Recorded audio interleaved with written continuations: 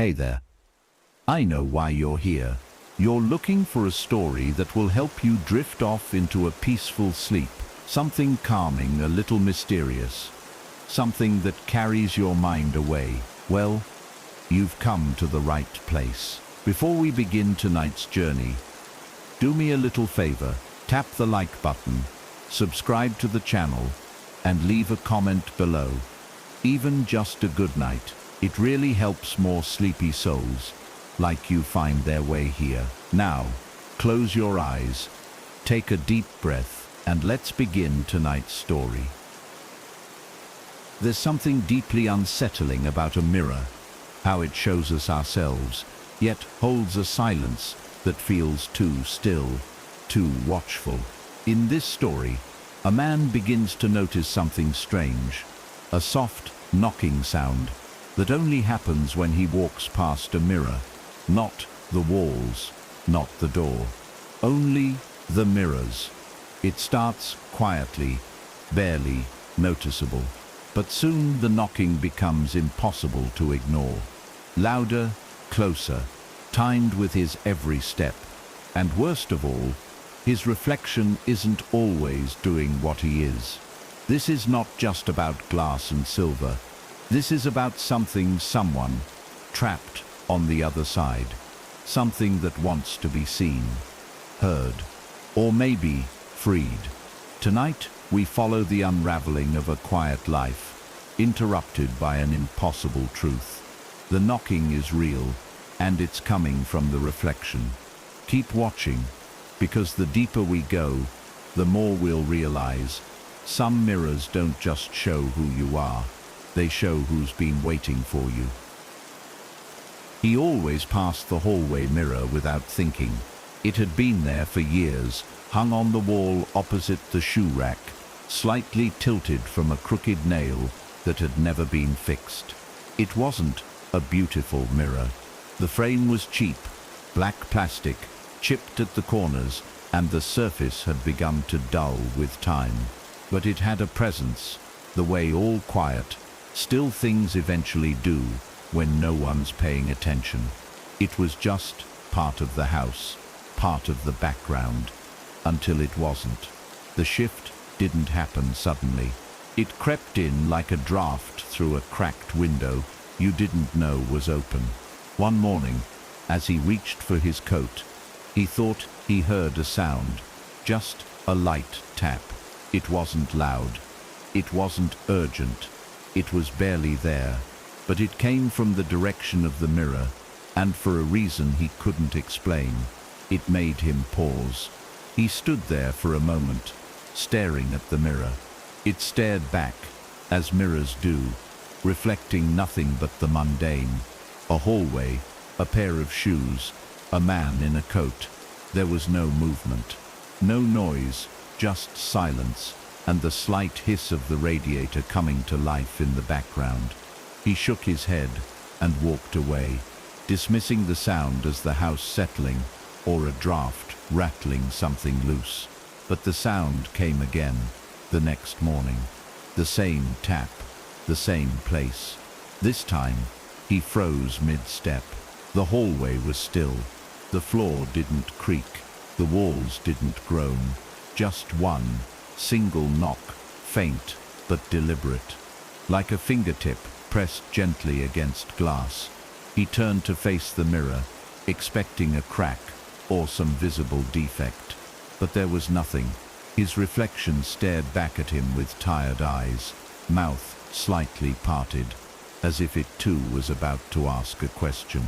The days went on, and the knocking became routine. It always came when he passed the mirror, never when he stood in front of it, only in motion, always just one knock, soft, subtle, like a polite stranger asking to be noticed. He began testing it, walking quickly, slowly, even backwards, but the knock always came at the same moment, just as his body aligned with the center of the mirror. It never startled him, but it never stopped making his skin crawl either. He stopped telling himself it was plumbing or loose drywall. Deep down, He knew the sound was real and intentional, but still, he said nothing. To speak of it would give it shape, and shape would give it power. Instead, he avoided the hallway whenever possible, using the kitchen entrance to the living room, even if it meant a longer walk. But each time, he inevitably passed that mirror. The knock returned, timed, precise, as if it had been waiting. He tried to cover the mirror once, took a towel from the linen closet, and pinned it over the frame with tape and trembling fingers. For a while, the hallway felt safer, still eerie, but quieter. The next morning, the towel had slipped halfway down, revealing part of the mirror again. He hadn't heard it fall, and that disturbed him more than anything. He replaced it with an old bedsheet and thumbtacks. It stayed up for 3 full days. No knocking, no sounds at all, just silence. But the silence was different, thicker, somehow. It pressed against the walls, pressed against his ears, as if the mirror was still knocking. But now, from deeper inside, he began to dream of mirrors, not just the one in the hallway, but all mirrors, endless mirrors, stretching in rows, each one showing him, but not quite him. Versions of his face, with too much shadow, too little light, and eyes that didn't blink in sync. The dreams bled into waking life. He'd catch his reflection lagging by a fraction of a second, or see it shift when he wasn't moving. These glimpses were fleeting, the kind you could dismiss if you wanted to stay sane. But he knew what he saw, and the knocking had returned. Now it wasn't just in the hallway, it came from the bathroom mirror as well, from the microwave door, from the darkened surface of his phone when the screen went black. Always the same knock, just one, just enough to let him know he was not alone. He stopped covering the mirrors. There were too many now, too many surfaces where his own face could turn against him. He tried to act normal, sleeping, eating, going to work. But even then, in office windows and rear-view mirrors, he heard it. The tap, the reminder, the request. And then one morning, everything changed. He stood in the hallway, staring into the uncovered mirror, determined to break the rhythm.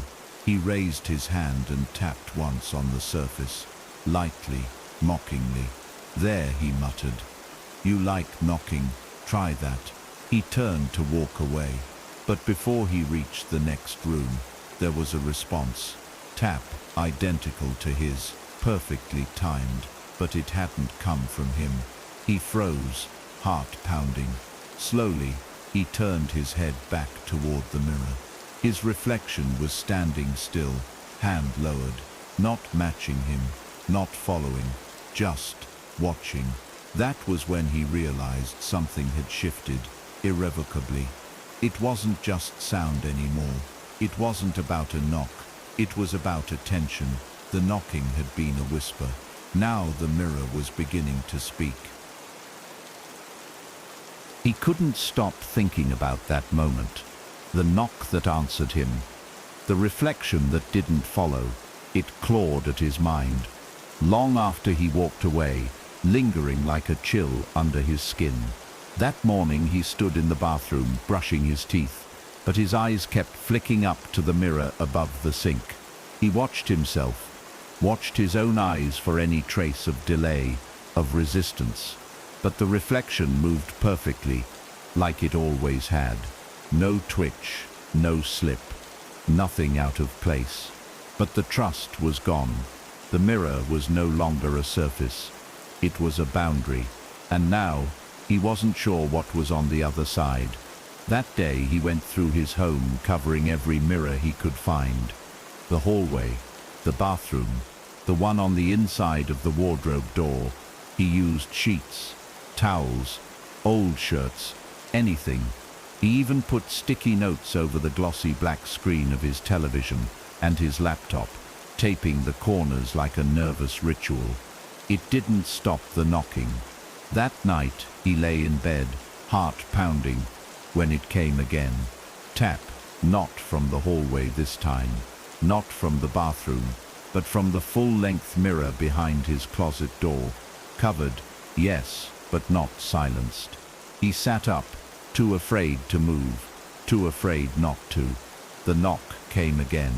Same rhythm. One single sound. He could picture it so clearly, a finger on the other side of the glass, waiting for him to look, to respond. But he didn't. He lay back down, pulled the covers over his face like a child, and pretended that sleep would save him. The following morning, something even more unsettling happened. The knock came before he passed the mirror. He was still in the kitchen pouring cereal when he heard it, muffled, faint, but undeniably there. That had never happened before. The knock had always been reactive. It waited for him. It mirrored his movement. But now, it was anticipating him, calling to him. The distance between him and the glass didn't seem to matter anymore. That was when he realized it wasn't just about proximity, it was about awareness. If he was thinking about the mirror, the knock would come. If he feared it, it knew. Someone was aware of his fear, and it was reaching out. He tried staying out of the house during the day, taking long walks through crowded streets, spending hours in coffee shops, just to be around people, faces, noise. But even there, he wasn't safe. Sitting by a window in a small cafe, he caught his reflection in the glass. Just for a second, but it was enough. As he looked away, a knock echoed faintly through the glass. No one else heard it. No one else even flinched. It was subtle, almost imaginary, but it followed him. It always did. He didn't bother ordering coffee. He left, on the sidewalk. He passed parked cars, and in their mirrors, he saw glimpses of himself. His own face turning too quickly, his own shadow lingering a beat too long. Back home, the mirrors remained covered, but it didn't matter. The knocking now came from his phone screen, from the blank black surface of his microwave door, from the glossy wood of the dining table when the light hit it just right. One night, he opened the fridge and caught his reflection in the metallic panel on the back wall. Only it wasn't a reflection, it was him, yes, but the expression was different. Tired, but not in the way he was tired. Not human tired. More like something imitating weariness, pretending to be exhausted, as if mimicking his despair to draw him in. He slammed the door shut and backed away, breathing heavily, heart jackhammering in his chest. He could no longer escape it. Reflection had become infection. Every surface was now a door. He began to speak to it, not out loud but in his mind, pleading, reasoning, bargaining. He whispered promises under his breath. I won't look. I won't acknowledge you. I'll forget everything. Please stop. But it didn't. If anything, the knocks grew louder, sometimes in rapid succession, sometimes spaced apart, as if spelling something. He tried recording them, left his phone running overnight, but each time he played it back, there was nothing, just ambient room noise, the whir of appliances, the occasional creak of wood. The knocking was only for him, only in the moment. It refused to be captured. It existed only in the present, only in consciousness, a living thing. That night, unable to sleep, he sat in the hallway on the floor, just out of view of the mirror. It was still covered, but he could hear it anyway, a soft knock. Then another, a pause, then three more, evenly spaced. He clutched his knees to his chest and tried to count the seconds between each one. He lost track. They weren't taunting anymore. They weren't even asking. They were warning. That was the new feeling that crept in.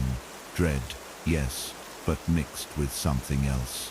A suggestion, as if the knocking wasn't meant to terrify him, but to prepare him for what? He didn't know, but the message was becoming clearer each time. The mirror knows you, and it's not finished with you yet. He stopped checking his reflection entirely. He didn't brush his hair in the morning, didn't fix his collar before heading out, didn't look into the glass door of the bakery he passed on his way to work. He let himself go a little more each day, because every mirror was a risk. Every surface with a trace of shine was another chance for it to knock, or worse. And yet even when he refused to look, he could still feel the pull, that sensation deep, low just beneath thought, as if something was watching from behind a veil. He began to notice odd behaviors in himself, moving with hesitation, turning lights on before walking past any object that could reflect, skipping mirrors in public restrooms, taking pictures of things he used to glance at, his hair, his outfit, so he could check them through his phone camera instead. The knock had trained him, conditioned him, and worst of all, he obeyed. He stopped inviting people over. His friends had grown distant anyway. They'd begun to notice the difference. The shorter phone calls, the cancelled meetups, the edge in his voice. But how could he explain that every time he passed a mirror, something on the other side knocked, that his own face sometimes twitched at the wrong time, or didn't move at all? They'd think it was a breakdown, and maybe it was, but he knew what he'd seen, knew what he'd heard. One night, a friend came by unexpectedly. They stood at the door chatting, awkwardly, until the friend noticed the bedsheet over the hallway mirror and laughed. "What, you finally get tired of your face?" he joked, walking toward it. The man stepped in front of him so fast, it startled them both. "Don't," he said. Too sharp, too serious. The friend laughed it off, made an excuse, and left. And when the door closed, the knock came. Not from the mirror, from the kitchen faucet. He rushed to the sink, touched the metal, cold, still. Then it came again, right behind him. He turned to the microwave, glossy, clean. The knock again, now from the fridge. He backed into the hallway, surrounded. It was everywhere. The knocking wasn't confined to mirrors anymore. It had evolved. Any surface that could show a warped version of him was now a gateway. He sank to the floor, trembling, mouth dry, eyes darting between reflections. They didn't knock in unison. Each had its own rhythm, as if many hands, many versions of him, were tapping. Not chaotic, coordinated, like an invitation to a room he hadn't asked to enter. He pressed his hands over his ears, but the knocks weren't just sounds anymore. He could feel them in his chest, in his bones. He started to dream in reflections, not just of his own face, but of entire moments played in reverse. Dreams where he watched himself sit up in bed, only for the reflection in the closet door to remain lying down.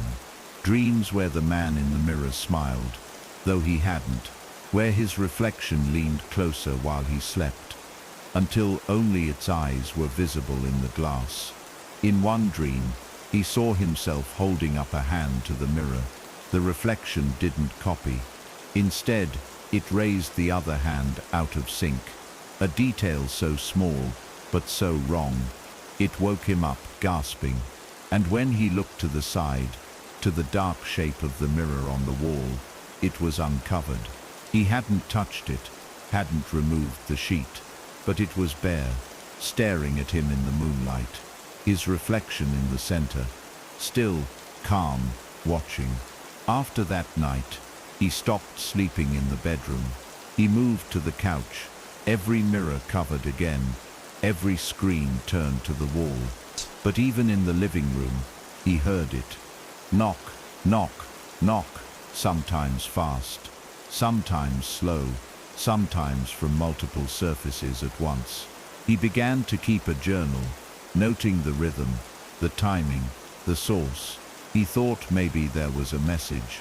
Maybe it was Morse code, but no pattern emerged. The knocks weren't trying to say something. They were trying to wear him down, break his resolve, erase his instinct to ignore. He began to dread the moments between them, the silence, because he knew that meant it was waiting, watching, thinking. The longer the silence, the closer it felt, like it was choosing when to act, when to knock, when to reach. One morning, he caught a glimpse of something impossible. Just for a moment, while washing his hands in the kitchen sink, he saw his reflection blink. But it didn't stop. It blinked again and again. Not a twitch, not an accident. His real eyes were open, staring. But the eyes in the reflection closed and opened and closed again, too fast, like a signal. Then the knock, soft, measured, as if saying, "You saw that, didn't you?" He didn't finish drying his hands, didn't turn off the tap. He just walked to the front door, stepped outside, and sat on the curb for an hour. Maybe more, breathing, not thinking, just sitting, with the overwhelming fear that his own image had begun to live without him. That somewhere in the house, inside the glass, something with his face was learning to be free. He thought about smashing them all. Every mirror, every screen, every polished surface. But something told him it wouldn't help. The knocking wasn't in the glass. It was through it. And breaking the barrier might just let whatever was behind it step through. It had taken so long to show itself. Weeks of careful, patient taps, gentle warnings.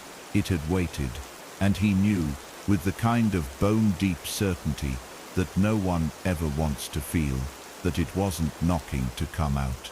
It was knocking because it used to be him, and now it wanted to remind him that it still was. He didn't remember when he stopped thinking of the reflection as him. It had once been automatic, unconscious, just an image, nothing more. But now he found himself calling it, something else, something that had watched him through the glass for too long. It didn't feel like a reflection anymore. It felt like a person, trapped, still, but patient. The way a diver watches the surface from below, waiting for the moment to break through. And though it never moved independently, at least not in full, its presence was undeniable. There were too many moments now, too many slips. A hand that lowered too late. A smirk when his face was still. Even his posture sometimes. He'd catch himself slouching slightly, only to see the reflection standing upright, poised, almost proud. He tried turning all the mirrors to face the wall. For a few days, the knocking stopped. The silence that followed wasn't peaceful. It was tense, like breath held in a dark room.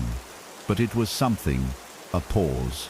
He almost let himself believe he'd won, but the relief didn't last. Late one night, after dozing off on the couch, he awoke to the sound of something dragging across the floor. A dull, slow scrape. When he sat up, the hallway mirror, which had been face down, covered, and stacked with boxes, was upright again. Tilted, just enough to catch his sleeping form on the couch. The sheet still hung loosely from one tack. He hadn't moved it. He knew he hadn't. Yet, there it stood, and from its surface came a single knock. He didn't approach it, didn't dare. He simply stood and walked to the bedroom, locked the door, and shoved a dresser in front of it. That night, he barely slept. He listened instead, for the dragging, for the knock, for the whisper of fabric slipping away. But none came. The morning was eerily normal. The mirror was back on the floor, covered again. The boxes were undisturbed, but his dreams from the night before clung to him like smoke. Dreams of walking through mirrors, dreams of being on the other side, pounding with bloody fists to get back in. And in those dreams, it wasn't him who knocked. It was his reflection, and he was the one who couldn't escape. He began speaking to it, not like a madman, not out loud, but in his thoughts, in the silence between knocks. He began asking questions. What are you? Why me? What do you want? The knocks didn't respond, not in words, but they changed, became more deliberate, more rhythmic, less random. There was meaning, he was sure of it, a sequence, a language. One night, in a moment of frustration, he whispered into the hallway mirror, "Knock once for yes." The silence that followed was crushing, but then tap. He stepped back, breath caught. "Are you me?" A pause. Then tap. "Are you stuck?" Tap. "Are you trying to get out?" Silence. No knock. He stared at the mirror, heart thudding.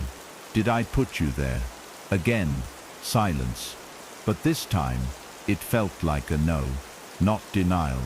Something worse, a refusal. He became obsessed with finding out more. He stopped going to work, barely ate. His days became an endless loop of studying reflections, watching, waiting, asking. Sometimes the knocks would respond, sometimes they wouldn't. But the reflection, it grew bolder. It began to smile, more often, just slightly. Not a grin, not a mockery. A knowing look, as if it understood something he didn't, as if it remembered a truth he'd forgotten. He thought about breaking the mirror again.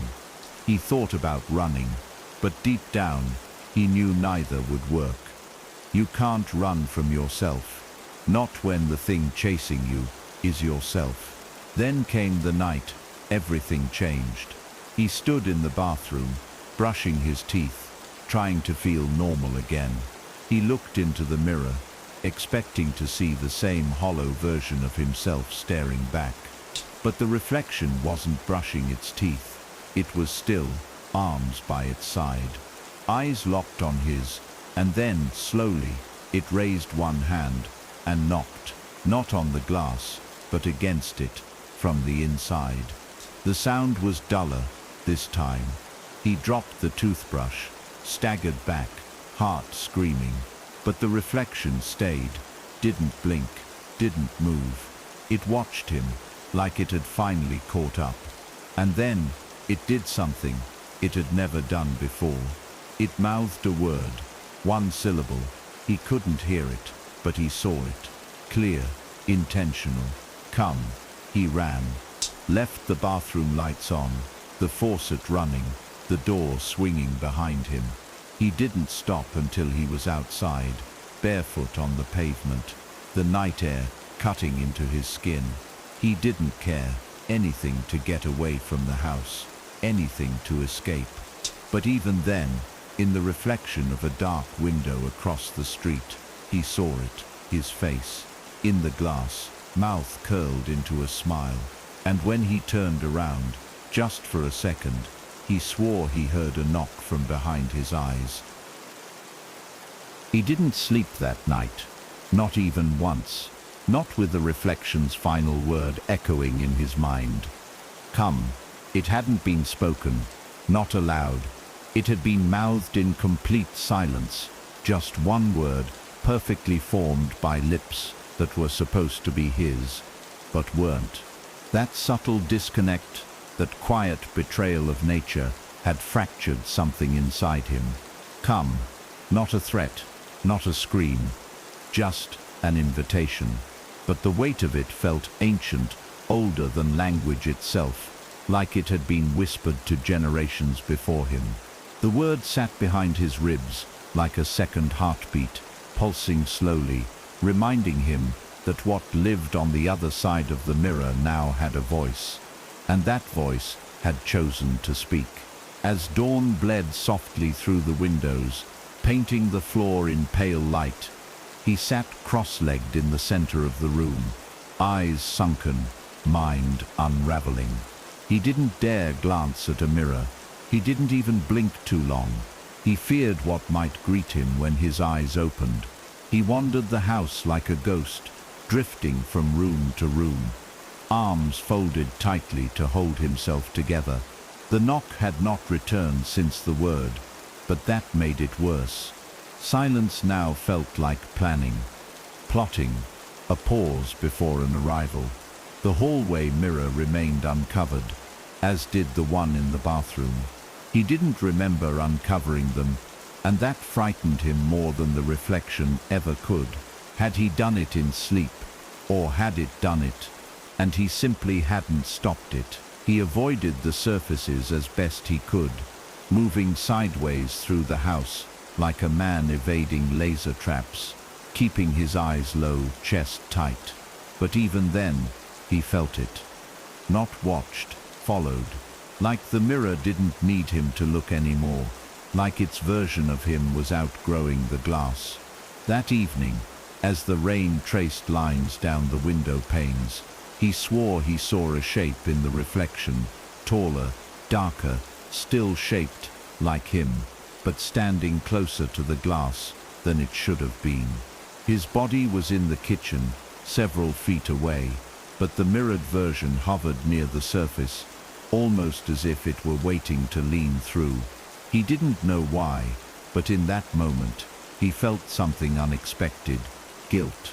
Like this entire haunting wasn't random, like he'd invited it, long before it had spoken.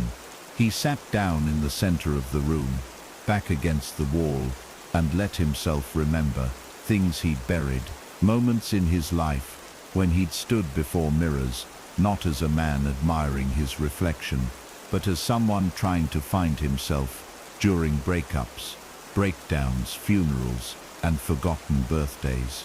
The mirror had always been there, listening, documenting, not judging, just storing. The knocking hadn't started randomly. It had begun when he'd started drifting through life, without noticing his own face. When he no longer looked in the mirror with questions. It had started knocking when he stopped asking, when he stopped seeing. He realized with a chill that wasn't about fear anymore. It was about remembrance. He approached the hallway mirror slowly, barefoot, dragging his fingertips along the wall, as if to steady himself. The mirror sat there, timeless, cracked at one corner, its surface slightly warped from years of humidity. It didn't shimmer, didn't whisper, but it pulsed in the air, like a silent bell. He stood in front of it, and looked, really looked. His reflection stared back, haggard, sleepless, gaunt, but it was him. He reached out a hand, not to knock, not to test, just to connect. His fingers touched the surface, and it felt warm. Not cold, not dead, but pulsing faintly, like the back of a sleeping animal. And then the knock returned, but this time, it didn't come from behind the glass. It came from inside his chest, a sudden thump, like something deep in his bones responding. The mirror didn't move, the reflection didn't shift, but he felt it, like something inside of him had tapped back. That night, he dreamt in reflections, not like before, not the mimicry. These were deeper, stranger. He stood in an endless hallway of mirrors, and each one showed him a version of himself that had made a different choice, some smiling, some weeping, some whispering secrets to things he couldn't see. At the far end, one version stood with its back to him, unmoving. When he finally reached it, the reflection turned and mouthed that same word again, "Come." But this time, it held out a hand, and he took it. The dream ended with his hand pressed to cold glass, his eyes no longer in sync, and a strange peace washing over him.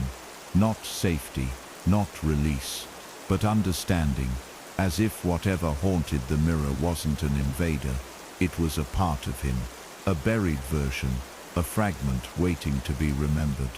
He awoke just before sunrise, still on the living room floor, the mirror dim in the soft light.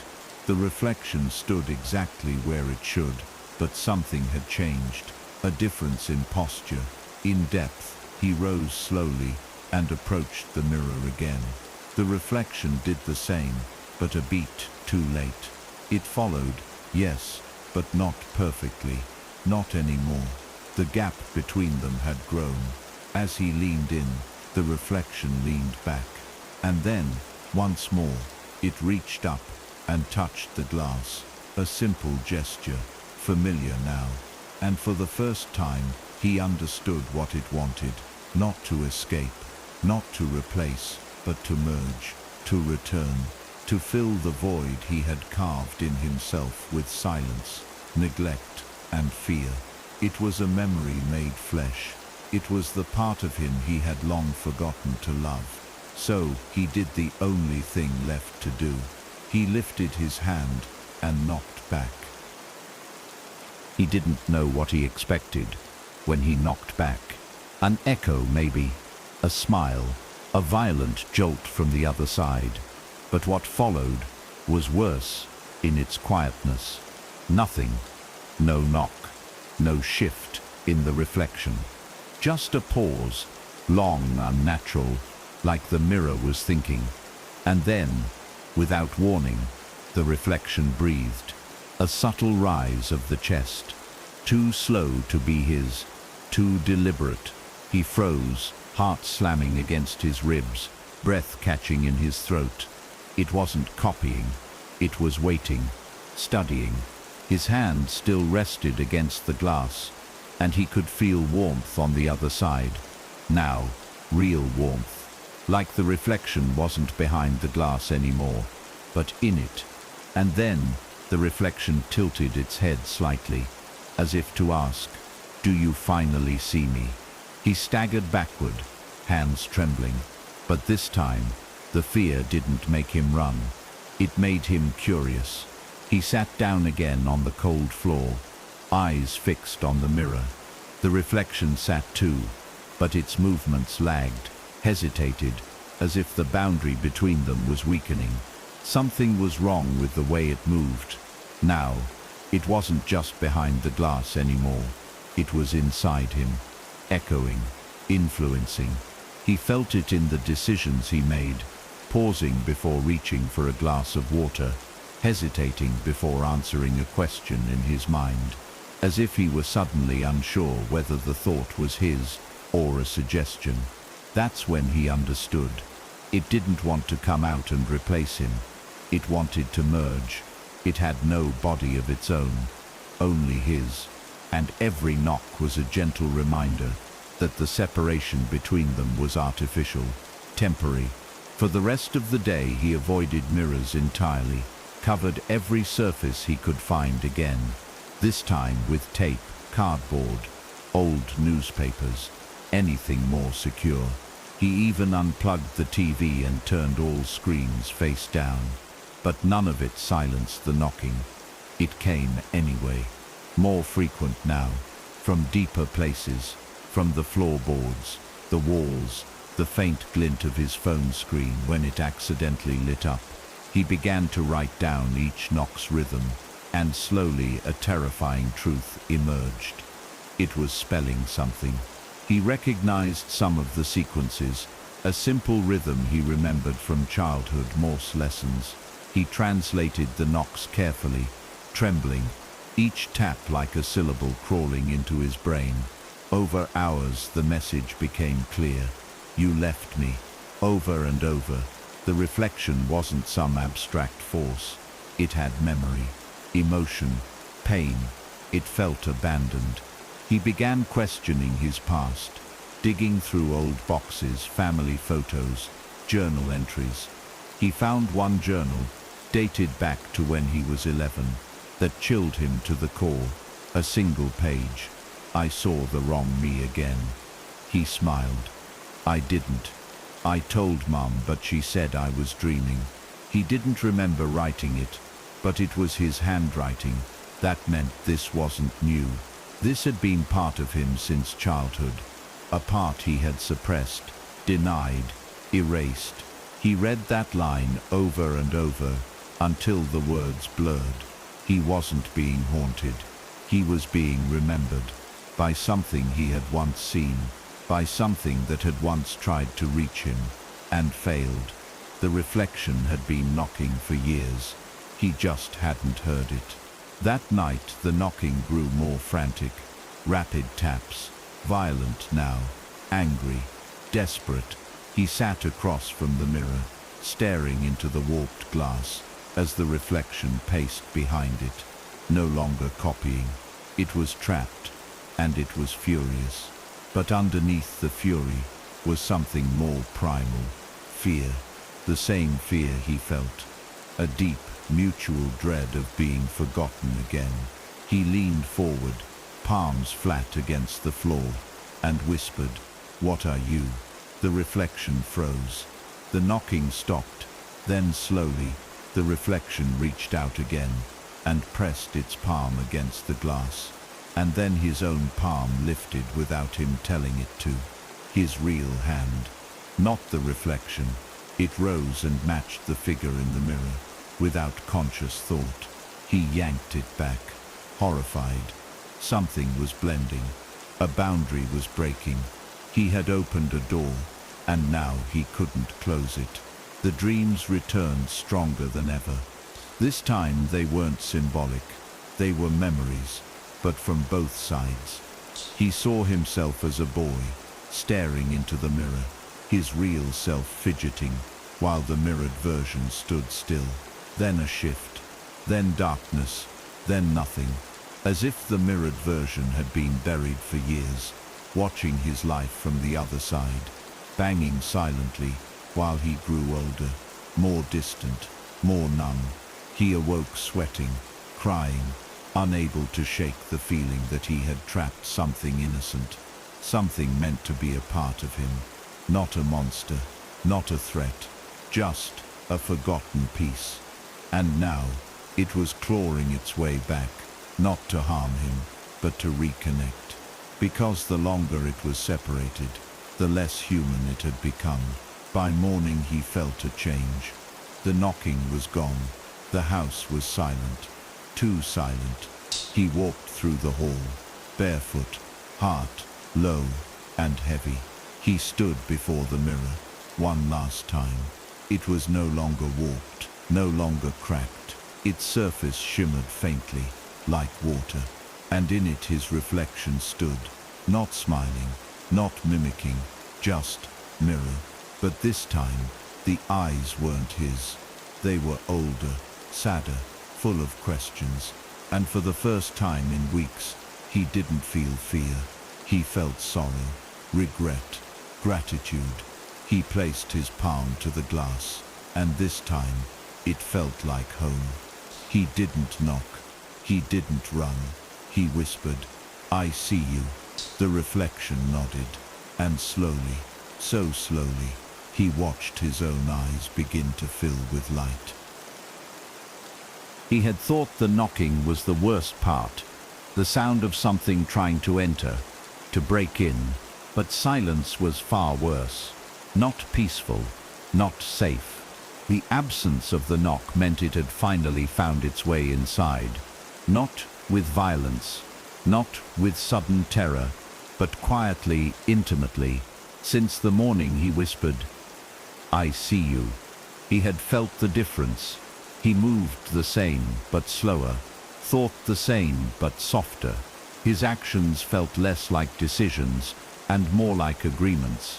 He still stood in front of the mirror, but now the reflection didn't just mimic, it anticipated. And there was something comforting in that. At first, like finally being understood, but comfort, he realized, could be a trap. It wasn't his mind being invaded. It was being shared.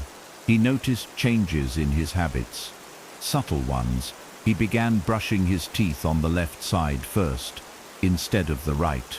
He hummed songs he hadn't heard since childhood, but couldn't remember the lyrics until they came pouring out in full. His handwriting shifted ever so slightly. At first, it felt like muscle memory, but deeper, not like riding a bike. like reliving someone else riding it. The most alarming shift came one morning when he opened the closet and reached for a jacket he hadn't worn in years. As soon as he touched it, a strange thought entered his mind. You used to wear this when you were happy. Not a memory, a statement, like someone else remembered him more clearly than he remembered himself. And when he looked in the hallway mirror that day, the reflection smiled before he did. A slow, familiar smile that made his chest ache without knowing why. He started keeping a notebook by his bed, not for journaling, but for tracking when the reflection behaved differently. He wrote entries like 7:04 a.m., blinked before me, or 2:16 p.m., looked left while I looked right. Pages filled fast, but he also noticed that the more he tracked, the more he changed. One night, he wrote, "It's learning," only to wake up and find those words rewritten as I'm remembering. The handwriting was his, but neater, more deliberate. It terrified him, not just because something had touched his notebook, but because, deep down, he agreed with the correction. It wasn't learning to become him.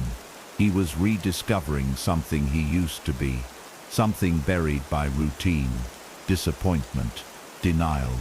The reflection was guiding him, not to possession, but to memory.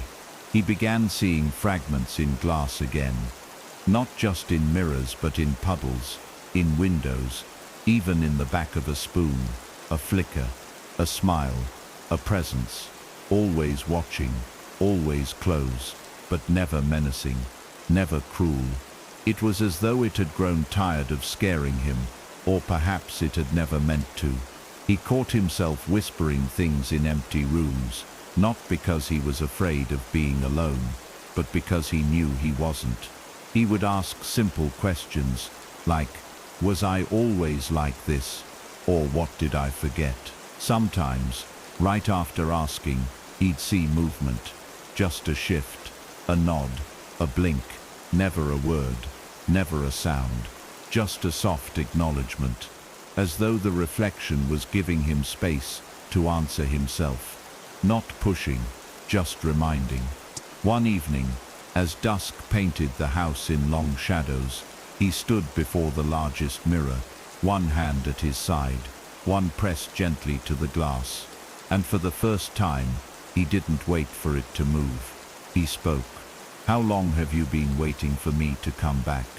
The reflection didn't mouth anything, didn't knock, but tears formed in its eyes, and his eyes stayed dry. That was the difference. They were separating again, but not in a way that felt like fear, in a way that felt like choice, like a necessary distinction. He said, "I don't remember what I lost." And this time, the reflection leaned closer, slowly, gently, and placed a hand to its chest. A silent answer. The loss was not a thing. It was himself. Somewhere along the way, in growing up, in surviving, in shutting mirrors and doors and emotions, he had abandoned part of who he was, and now it was finding its way back.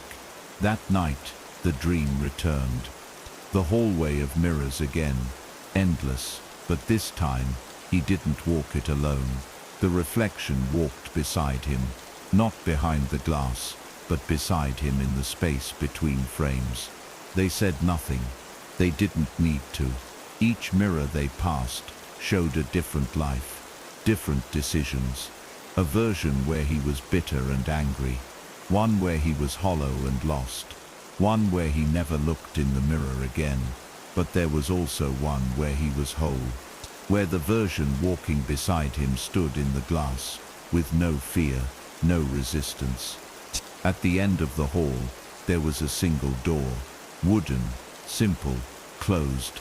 The reflection turned to him, eyes soft, and finally spoke, not with lips, but with thought, a voice that was his own, but clearer. "When you're ready, knock." And then he woke up, hand already hovering above the nightstand, fist gently curled. The house was still. no knocks. No reflections twitching out of place, just silence. A different silence, not empty, but complete. He walked to the mirror, the same one that started it all, and stared. The face, looking back, no longer felt separate. It no longer lagged. It no longer warned.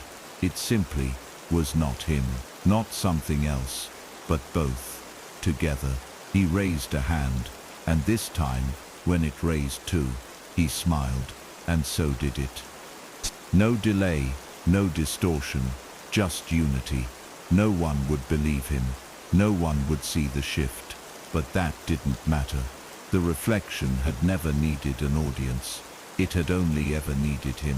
And now, for the first time in his life, he saw himself not as haunted, not as hunted, but as whole. The following days moved like fog, soft and quiet, but thick with something he couldn't name. There were no knocks, no movements in the glass, but everything still felt alive. The house had changed. It wasn't louder or darker. If anything, it had grown calmer, more still, but not in a peaceful way.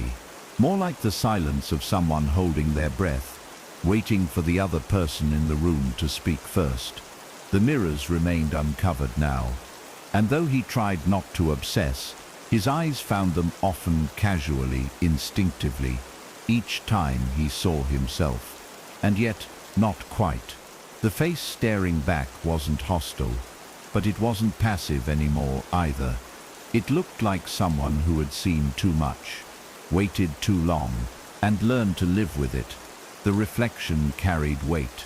A silent knowing. It wasn't warning him anymore. It was preparing him.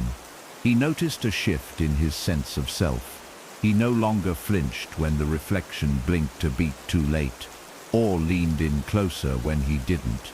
He no longer gasped when it smiled before he did, or tilted its head at questions he hadn't spoken out loud. The fear had turned into something else. Familiarity, maybe, a strange affection.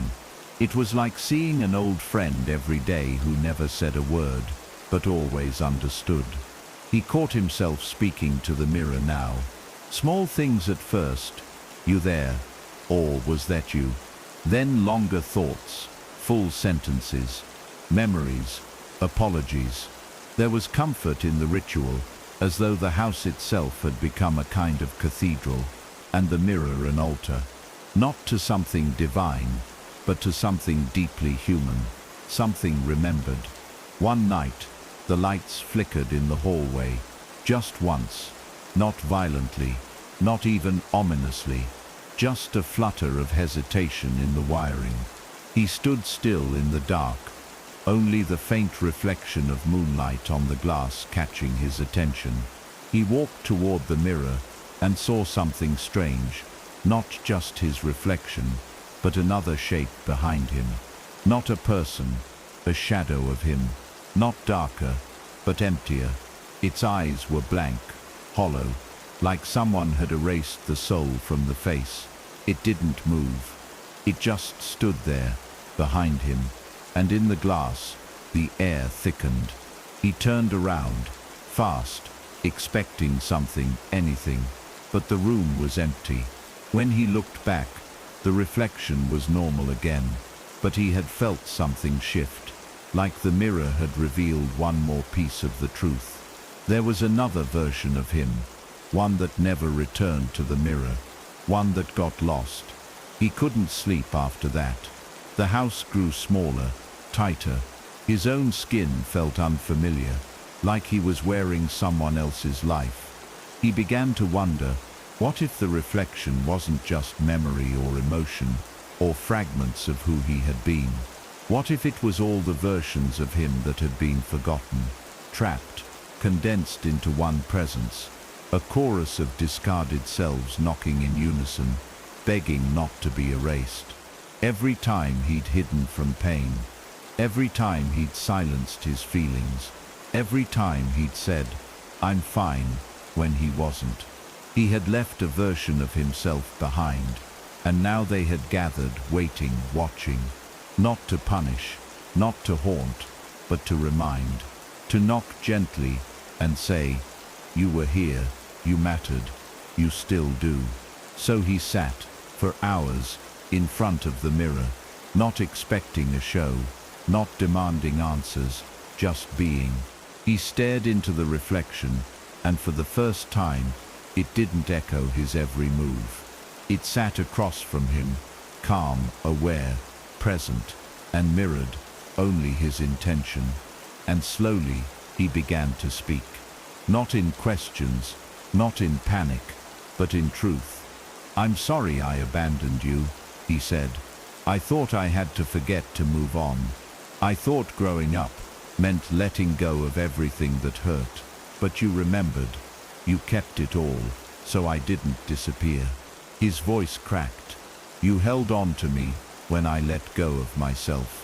And for the first time, the reflection nodded, not as a mimic, but as a response. And in that moment, so did he.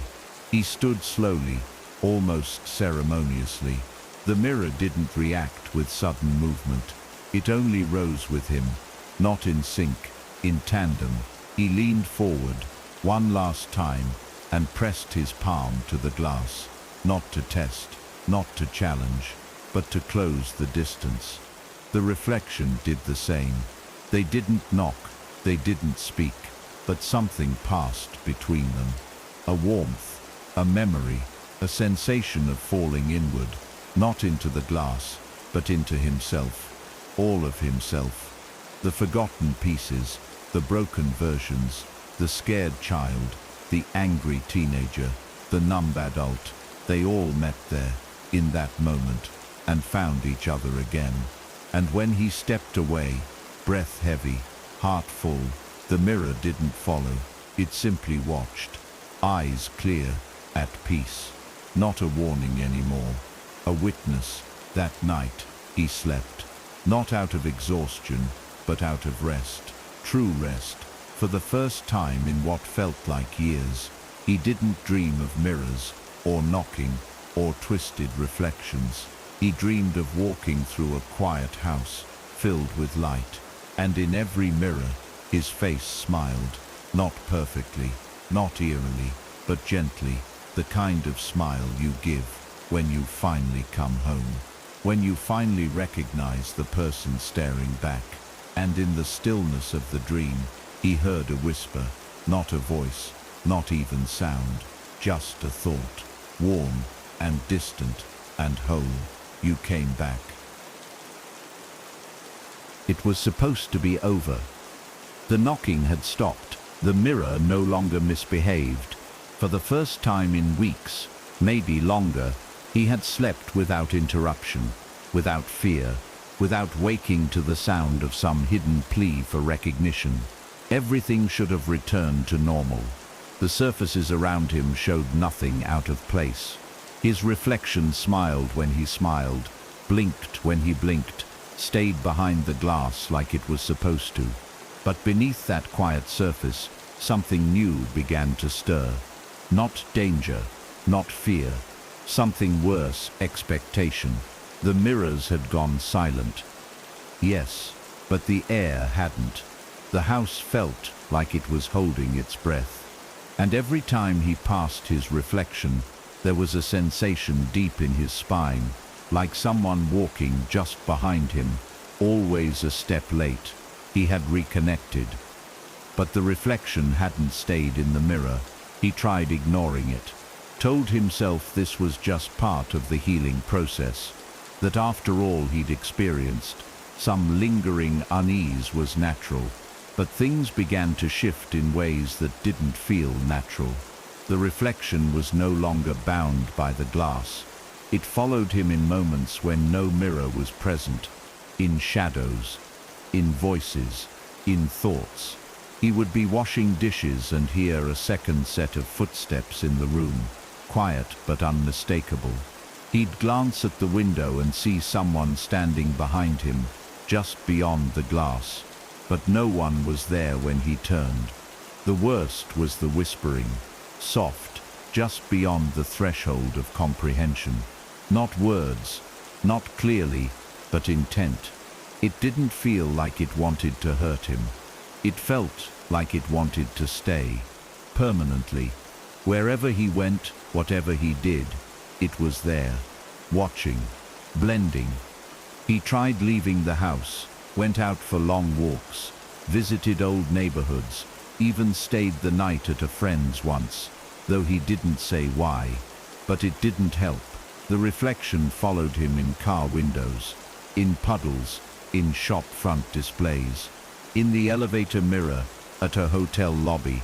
It stared back at him with an expression he hadn't made. In the glass door of a coffee shop, it pressed its face closer than he did. And at one point, in the black mirror of his switched-off phone, it mouthed a word again. Not come. This time stay. He dropped the phone on the floor, cracked the screen, but the damage had already been done. The connection hadn't ended. It had deepened. What had once been a reunion was becoming something else, something permanent. At home, things began to unravel more quickly. He began forgetting things, minor at first, where he left his keys, whether he'd already fed the dog, whether he'd said something aloud, or just thought it. But then the reflection started doing things he hadn't.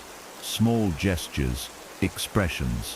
One night, he stood before the bathroom mirror brushing his teeth, and the reflection raised its hand in a wave. A gentle, almost fond gesture.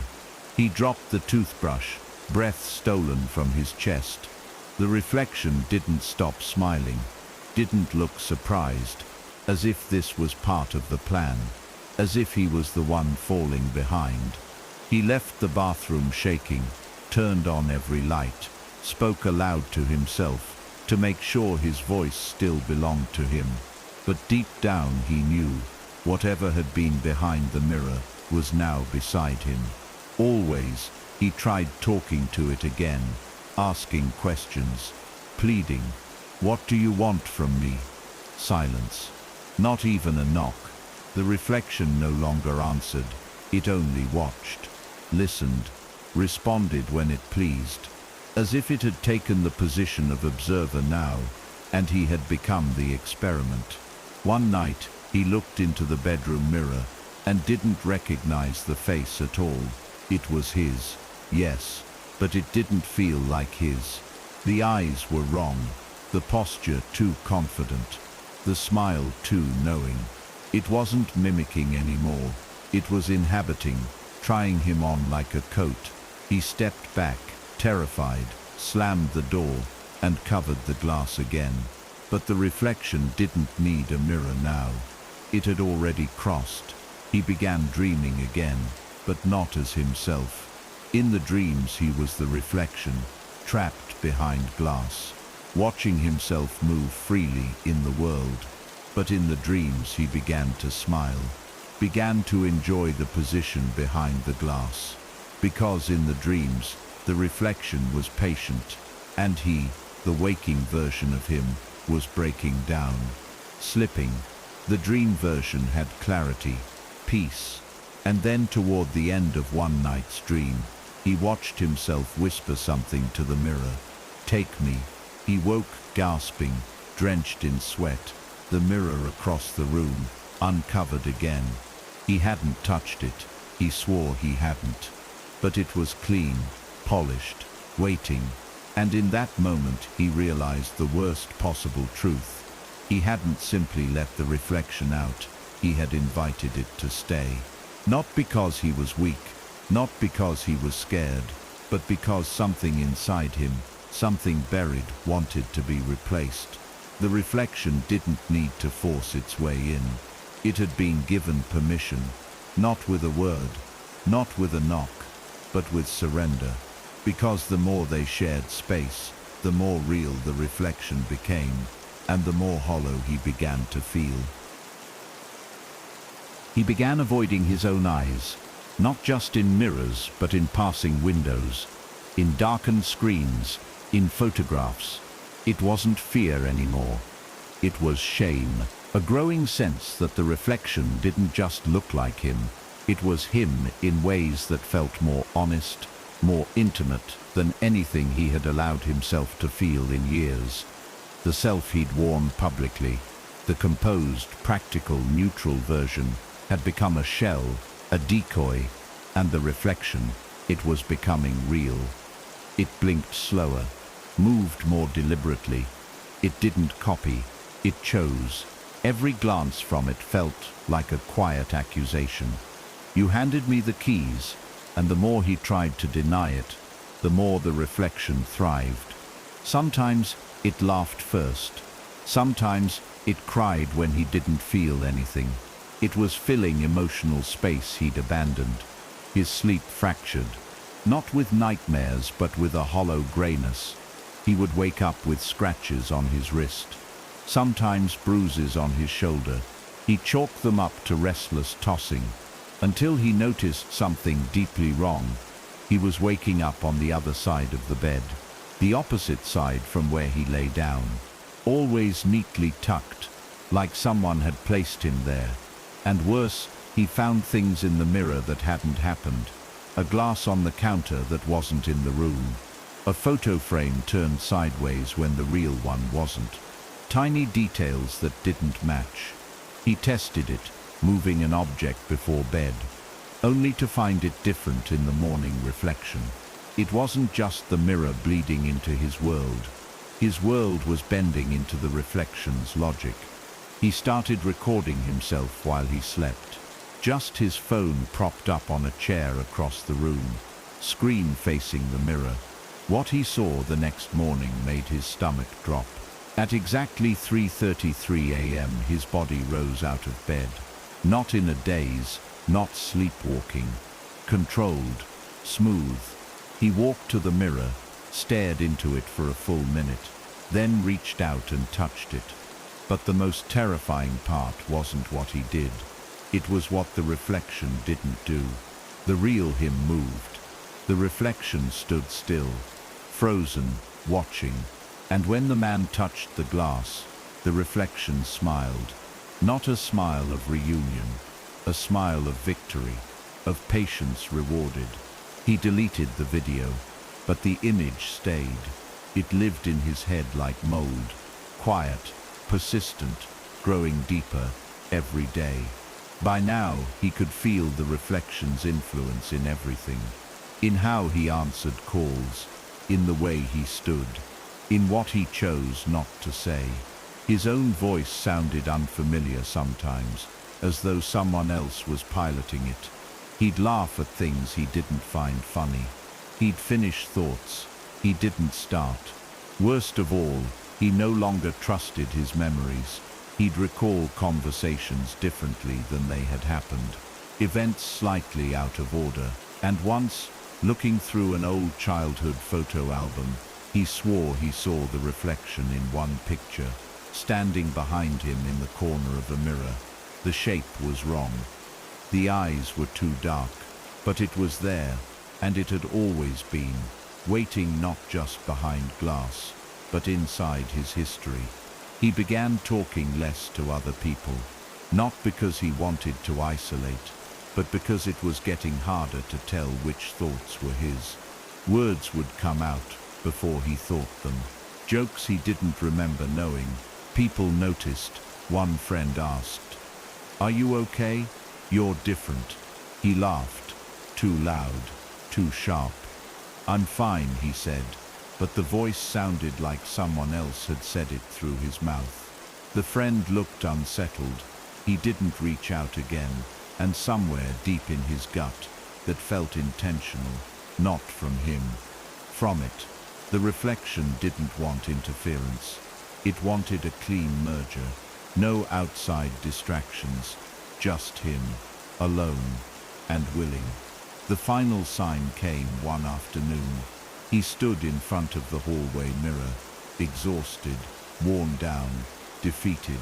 The reflection stepped forward, but this time, not matching his movement. It approached the glass with reverence, as though the reunion was nearly complete. He whispered, "Why me?" And for the first time since that very first knock, the reflection knocked again. Once, soft, slow, and then it mouthed one word he hadn't expected. "Because you asked." A chill rolled through him. He remembered now, a forgotten moment. A time when he stood in front of the mirror as a boy, crying after a fight with his parents, whispering to the glass, "I wish someone understood me. I wish someone was me." The mirror had heard him, and the reflection had been born. He fell to his knees, breath shuddering, the weight of it all collapsing at once, the knocking, the silence, the merging. It wasn't a curse, it was a promise being kept, something he had asked for in innocence, and which had never stopped trying to answer. But now, the question was no longer what the reflection wanted, but whether he still wanted it back. Because the closer they became, the less space there was for him. And in that silence, in that ache, he finally asked the question out loud. "Can I undo this?" The reflection stared. No knock, no nod, just a faint sadness behind the eyes, as though it didn't know either, as though the choice was no longer up to either of them. He stopped touching the mirrors. It didn't feel like a decision, more like instinct, like an animal retreating from fire. The glass had become a border he no longer dared to press against, not because he feared what was on the other side, but because he feared what might come back with him. Every morning, he woke to a world that felt slightly altered, not broken, not loud, just tilted, like the ground was angled by a degree he couldn't name, and his balance had started to fail him in slow, invisible ways. He forgot names, dates. His own reflection seemed clearer than his memories now. The past was getting quieter, the present louder. Every mirrored surface no longer echoed him. It led him, smiling a split second before he did, crying when he didn't feel anything at all. He began to wonder if the reflection had been his all along. Not a demon, not a ghost, just a version of himself too raw for the world. A self that had once been whole, before life forced him to wear masks so heavy they became skin. What if the reflection was the unfiltered truth, the pain he buried, the dreams he silenced, the real damaged, honest self, locked away because the world didn't have room for softness? Maybe this wasn't a haunting, maybe it was a rescue, but even that idea carried a deeper dread. If the reflection was him, then who was he now? If the glass held the part of him he left behind, then what exactly had been walking around in his skin all these years? One night, he caught himself staring at the mirror for too long. Not minutes, hours. The sun had set, and he hadn't moved. Not even once. He only noticed when his legs trembled beneath him and the lamps flickered back on. In the mirror, the version of him looked perfectly rested, upright, steady. It had been watching him the whole time, not mirroring him, just observing. And in that stillness, he began to feel something terrifying. Envy. The reflection looked more alive than he did, more sure. It didn't seem afraid of what came next. And maybe, just maybe, he wanted to trade places, not out of fear but out of surrender. Because the reflection wasn't weighed down, it had waited, and waiting, as he had learned, gave you time to grow strong. He stopped sleeping entirely, not out of fear anymore, but because dreams now belonged to it. Each time he closed his eyes, he dreamed of mirrors, not broken but endless, not dark but bright. And each reflection he passed whispered something he couldn't quite hear, couldn't quite remember. Every time he woke, a different object in his house had moved an inch to the left. Sometimes it was the toaster, sometimes a lamp. Once, his bed, all slightly shifted, always toward the mirror. It was subtle, but deliberate, like gravity was changing, like everything in his world was slowly being pulled toward the glass, including him. He tried leaving again, booked a short trip, packed a bag, didn't say goodbye, but on the second night in the hotel room, he woke up at 3:33 a.m. again. The digital clock on the wall glowed red and steady. The room was quiet, too quiet. He rose from bed, heart pounding, and froze. The full-length mirror in the corner was uncovered. He had covered it. He remembered that. A towel, a chair. He had done it before sleeping, but now it was clear, clean, and in the reflection he saw something impossible. The hotel version of himself asleep on the bed. Peaceful, still, as if he hadn't moved at all, but he was standing, awake, in front of it. And yet there he was, resting behind him. A version who had stayed behind, who hadn't woken, who was still dreaming. He approached the mirror, fists clenched, breath ragged. "Stop," he whispered. "Stop showing me these things." The reflection didn't answer. It didn't mimic him. It just stared at the sleeping version in the bed, then slowly turned its head to look at him. Not a quick, mirrored motion, a slow, intentional rotation. Its eyes met his, and for the first time, he saw sorrow. Deep, endless sorrow, the kind you carry for lifetimes. And it mouthed something again. Not come, not stay, but a new word, one that made his chest tighten. Soon, he backed away, hands shaking, but the reflection stayed there, watching. And in the bed, the other him didn't stir, didn't vanish. He left the hotel that morning without checking out, drove home in silence, and when he got there, all the mirrors were uncovered, waiting, as if they knew. He spent the next few days doing something he hadn't done in years, writing.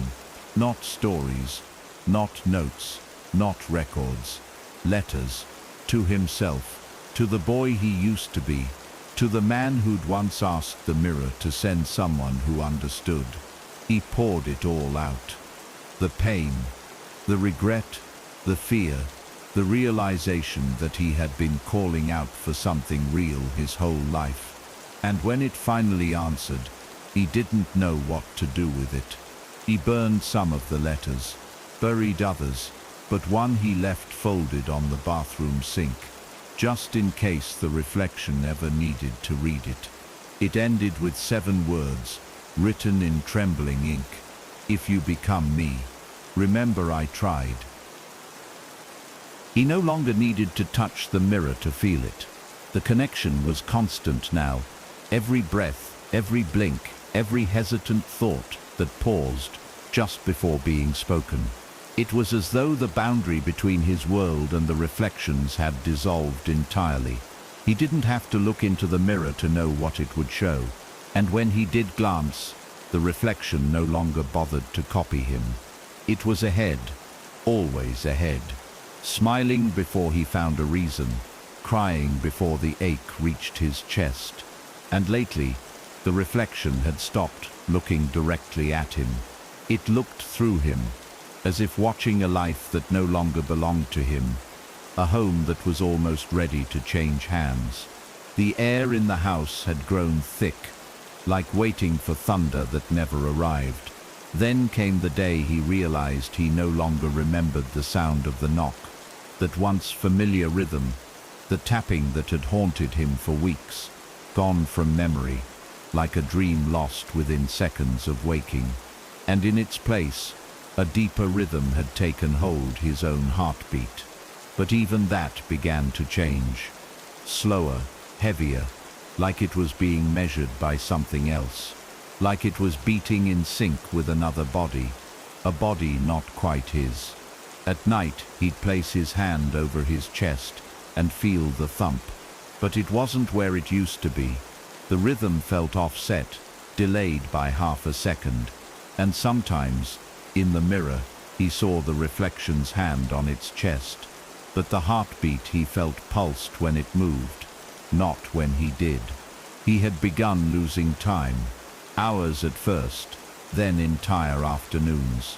He'd find himself standing in front of a mirror without knowing how he got there. Once, he opened the fridge and found a glass of milk already poured, ice-cold condensation clinging to the glass. He hadn't touched milk in years. Another day, his phone showed a 20-minute call to a number he didn't recognize. When he listened to the recording, there was only silence, except, at the very end, his own voice whispered something he couldn't quite understand. Slow, deliberate, like it wasn't meant for the person on the other end, but for the reflection, listening from the screen. He tried deleting it, but the file wouldn't disappear.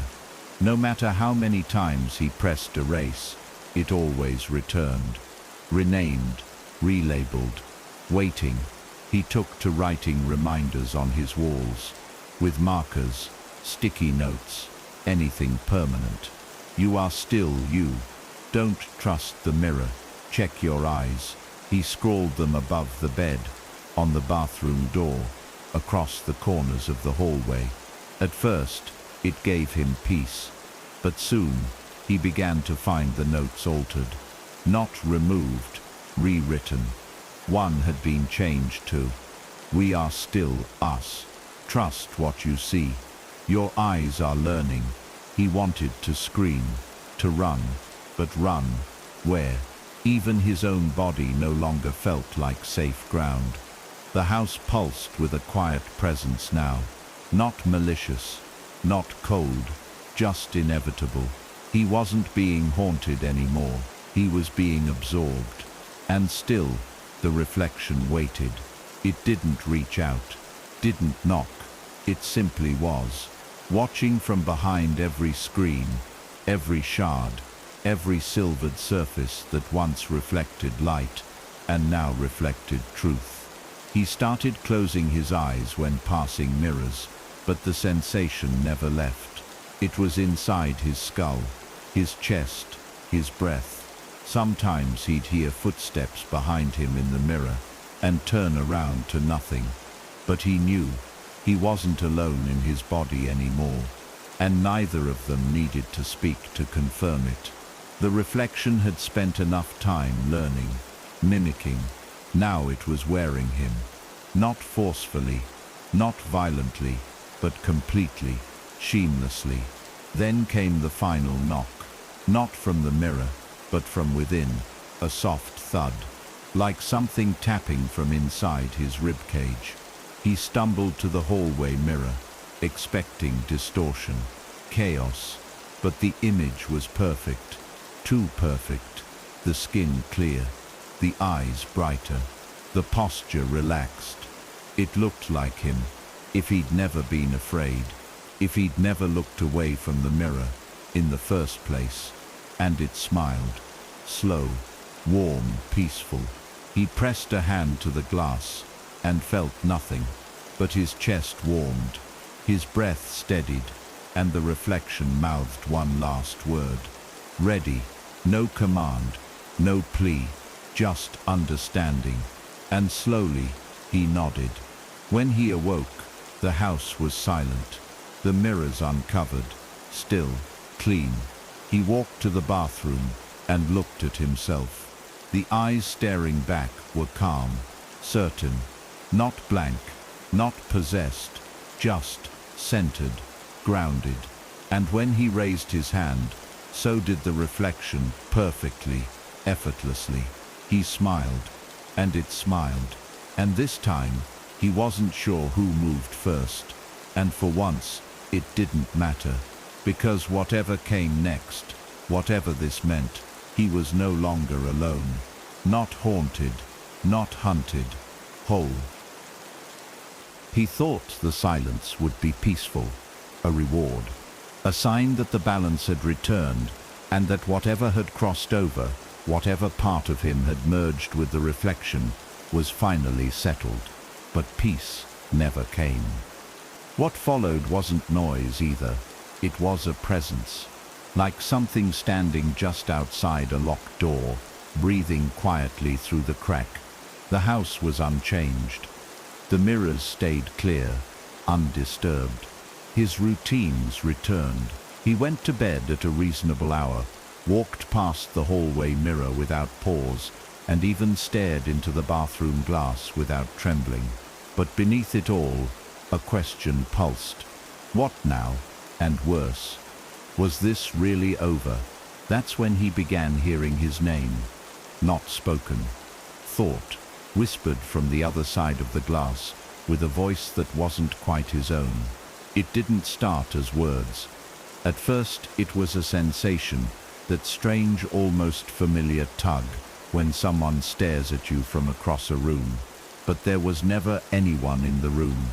Just him and the reflection, not moving, not smirking, just watching.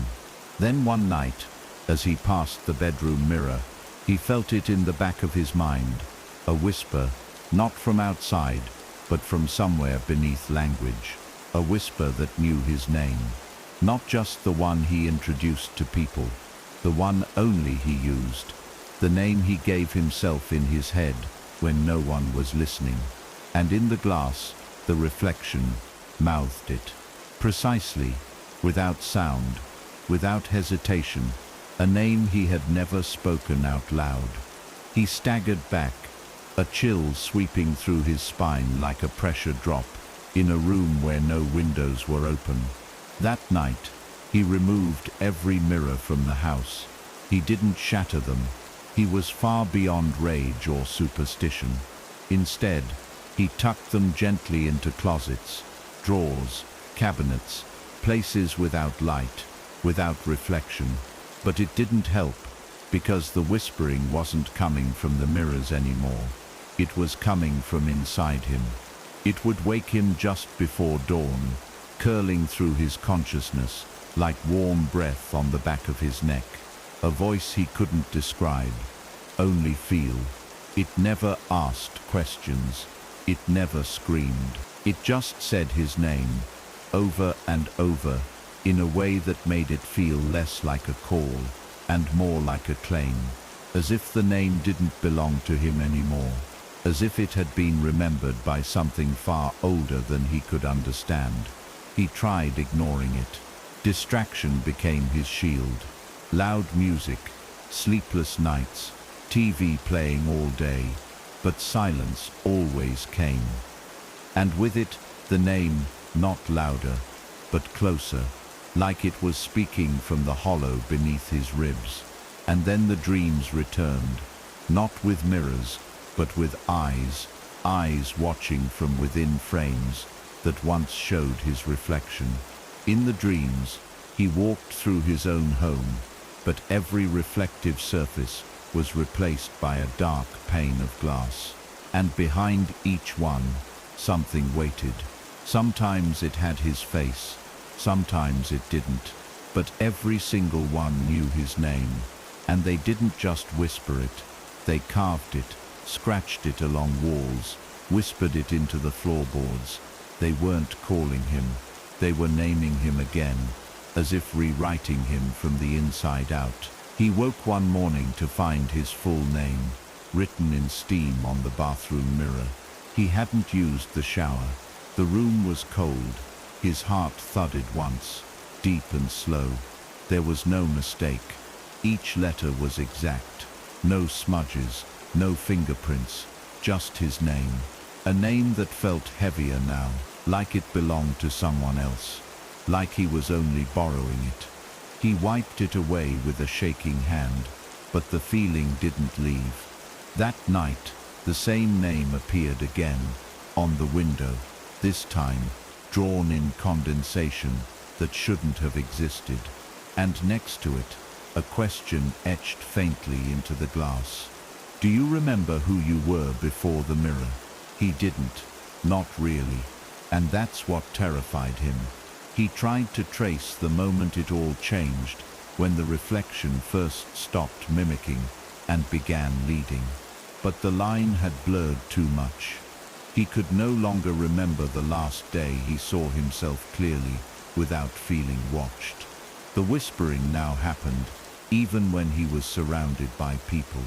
A low vibration beneath every word, every sound, humming his name beneath the noise.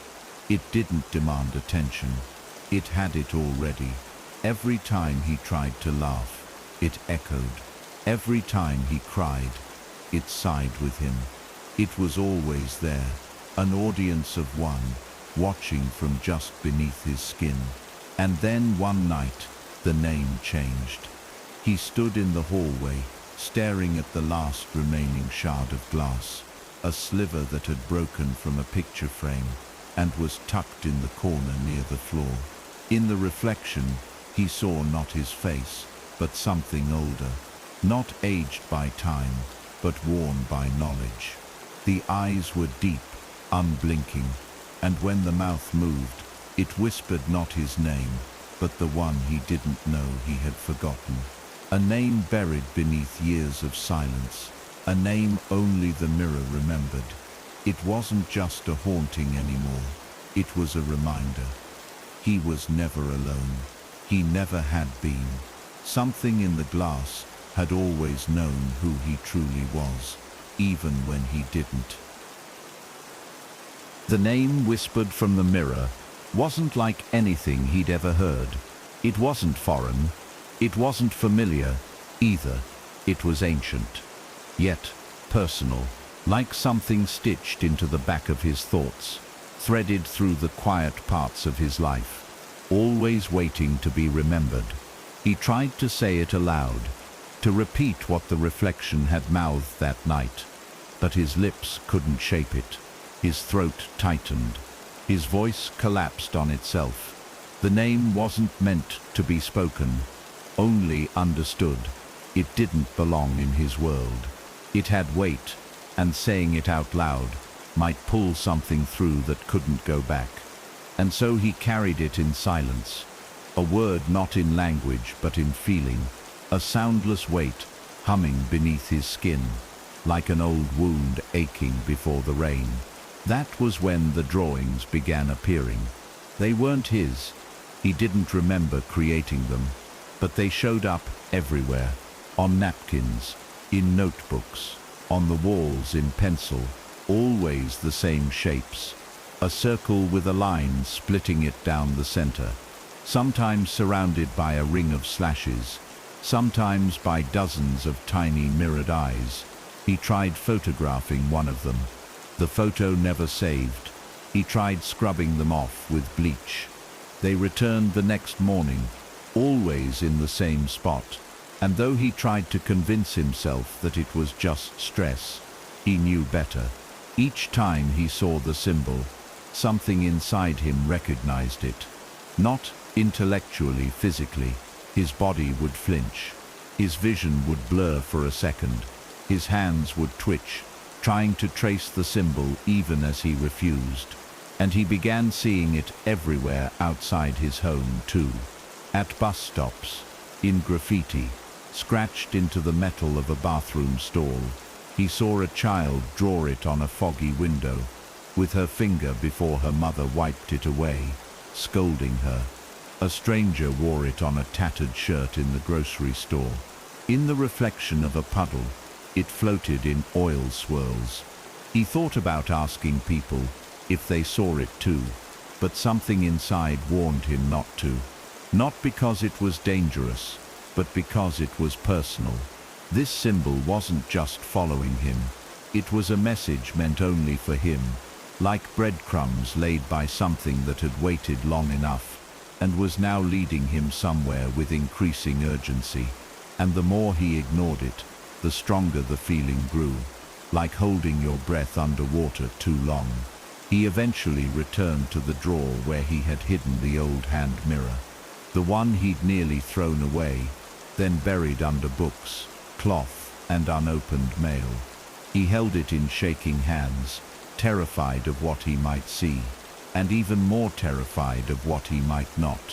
When he looked, the reflection was normal. For a moment, But after a few seconds, the background in the mirror began to blur. Not him, just the world behind. The walls seemed to melt, rearrange, and in their place stood a hallway he didn't recognize, lined with frames filled with fog. No images, no people, just presence. And then slowly, his hand appeared in the corner of the frame. But it wasn't holding the mirror. It was reaching out from the glass, fingers curled like it was feeling for air. He dropped the mirror. It didn't break. It landed face up, and the image was gone. Just his ceiling, but his hands wouldn't stop shaking. Because that hallway, that fog, it wasn't unfamiliar. Somewhere deep in his memory, behind the static and silence, he'd been there, not physically, but emotionally. In a dream, a memory, a before. He wasn't sure anymore. What he knew was this: the mirror wasn't showing him the future, and it wasn't just showing him reflections. It was showing him home, or at least a version of it, a place built from every forgotten truth, every buried grief, every time he said, "I'm fine," when he wasn't. And it wanted him to remember, not out of cruelty, out of necessity. He stopped resisting after that, not in the way one gives up, but in the way one finally listens. He began sitting in front of the uncovered mirror at night, not for answers, but for presence. He didn't speak, neither did the reflection.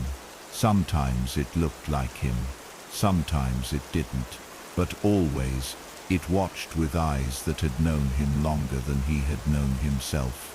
Eyes that weren't judging or threatening, but reminding. And slowly, fragments of memory began to return. Not from this life, not from any life, but from somewhere. A room filled with light and smoke. A whisper in a language without sound. A promise made in the dark to something waiting just beyond the veil. And then, the knock. Not from the mirror, not from the door, but from inside his chest. 3 soft beats, and then a pause. And in that pause he understood. This wasn't possession, it wasn't madness. It was a return. A call back to a version of himself that had existed long before walls and mirrors, long before words and reflection.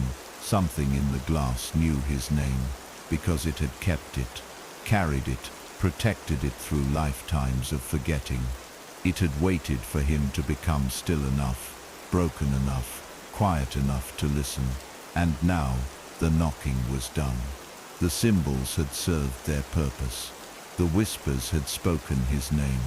What came next wasn't fear. It wasn't even transformation. It was reunion. The kind that didn't make him new, but whole. It no longer felt like he was living with the mirror. It felt like he was living inside it. Every moment in his home carried a mirrored aftertaste. Conversations sounded like echoes of themselves, and his movements felt like performances for an audience behind the glass. He didn't know when it shifted, but it had.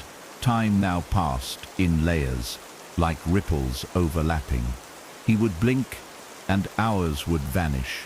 He'd touch a doorknob and be sure he'd already done it. But not in this world. Somewhere else. Somewhere mirrored. He would sit down to write, and find whole pages already filled in his handwriting. Only, he hadn't written them, or at least, he hadn't meant to. The words weren't violent or cryptic. They were questions. Where have you been? Why did you forget me? Are you ready now? He'd begun answering without thinking. In dreams, in daydreams, sometimes aloud. I'm here. I didn't know. I think so. The mirror never replied, not in words, but things in his world started rearranging themselves. His books fell open to pages about duality. Light fixtures dimmed without cause. A neighbor knocked one day, asked if he'd been standing in his window the previous night, watching. He hadn't, but the neighbor insisted. You didn't blink, just stared. That same night, he found muddy footprints leading away from his bathroom mirror, dried and cracked by morning. He didn't panic, not anymore. It felt like part of the process. The house had become a vessel, not haunted, but transitional, as though he were no longer the tenant, but the thing being moved. When he touched the mirror now, it didn't feel cold. It pulsed faintly, like skin, a heartbeat, slow and steady. Sometimes he thought he felt breath fogging the glass, but it never came from his side. And one morning, without fanfare, the reflection finally spoke.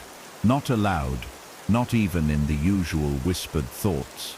It just opened its mouth in the glass and formed the words perfectly. Look behind you. He turned instinctively, expecting nothing. But on the wall across from him was a painting he had never seen before. A mirror in a field of black trees. The field matched a place from his dreams. Beneath the frame, in small handwriting, was a phrase etched like a warning or a direction. Some memories wait for permission. He didn't know what the phrase meant until later that night, when he dreamed of the field. It stretched on forever, and in the center stood the mirror, ancient, fogged at the edges, humming with a low sound like wind churning underground. In the dream, he walked toward it slowly, heart pounding, but the mirror didn't reflect him. Instead, it reflected his childhood bedroom. He hadn't seen that room in years, but every toy, every cracked corner of the wall, every shadow falling across the bed, it was all there. And there, sitting on the bed, was a boy, himself, but younger, unspeaking, watching. When Dream him approached, the boy didn't move. He simply pointed toward the mirror and whispered, "Don't forget me again." He woke gasping, drenched in cold sweat, the sound of wind still echoing in his ears. From that day forward, the whispers changed. They didn't just say his name, they began speaking memories. Old songs he hadn't heard in decades, conversations with people long gone, moments he thought were too small to remember, spilling juice on a blue carpet, breaking a crayon, and crying like the world had ended. Things he'd buried deep, things he hadn't even missed until they were spoken again. And as they resurfaced, he began noticing his reflection shifting, not in how it looked, but in how it felt. The sadness behind its eyes had faded. It no longer seemed to be reaching for him, but waiting with him. The mirror had stopped demanding. Now, it listened, because something was opening, and both versions of him knew it.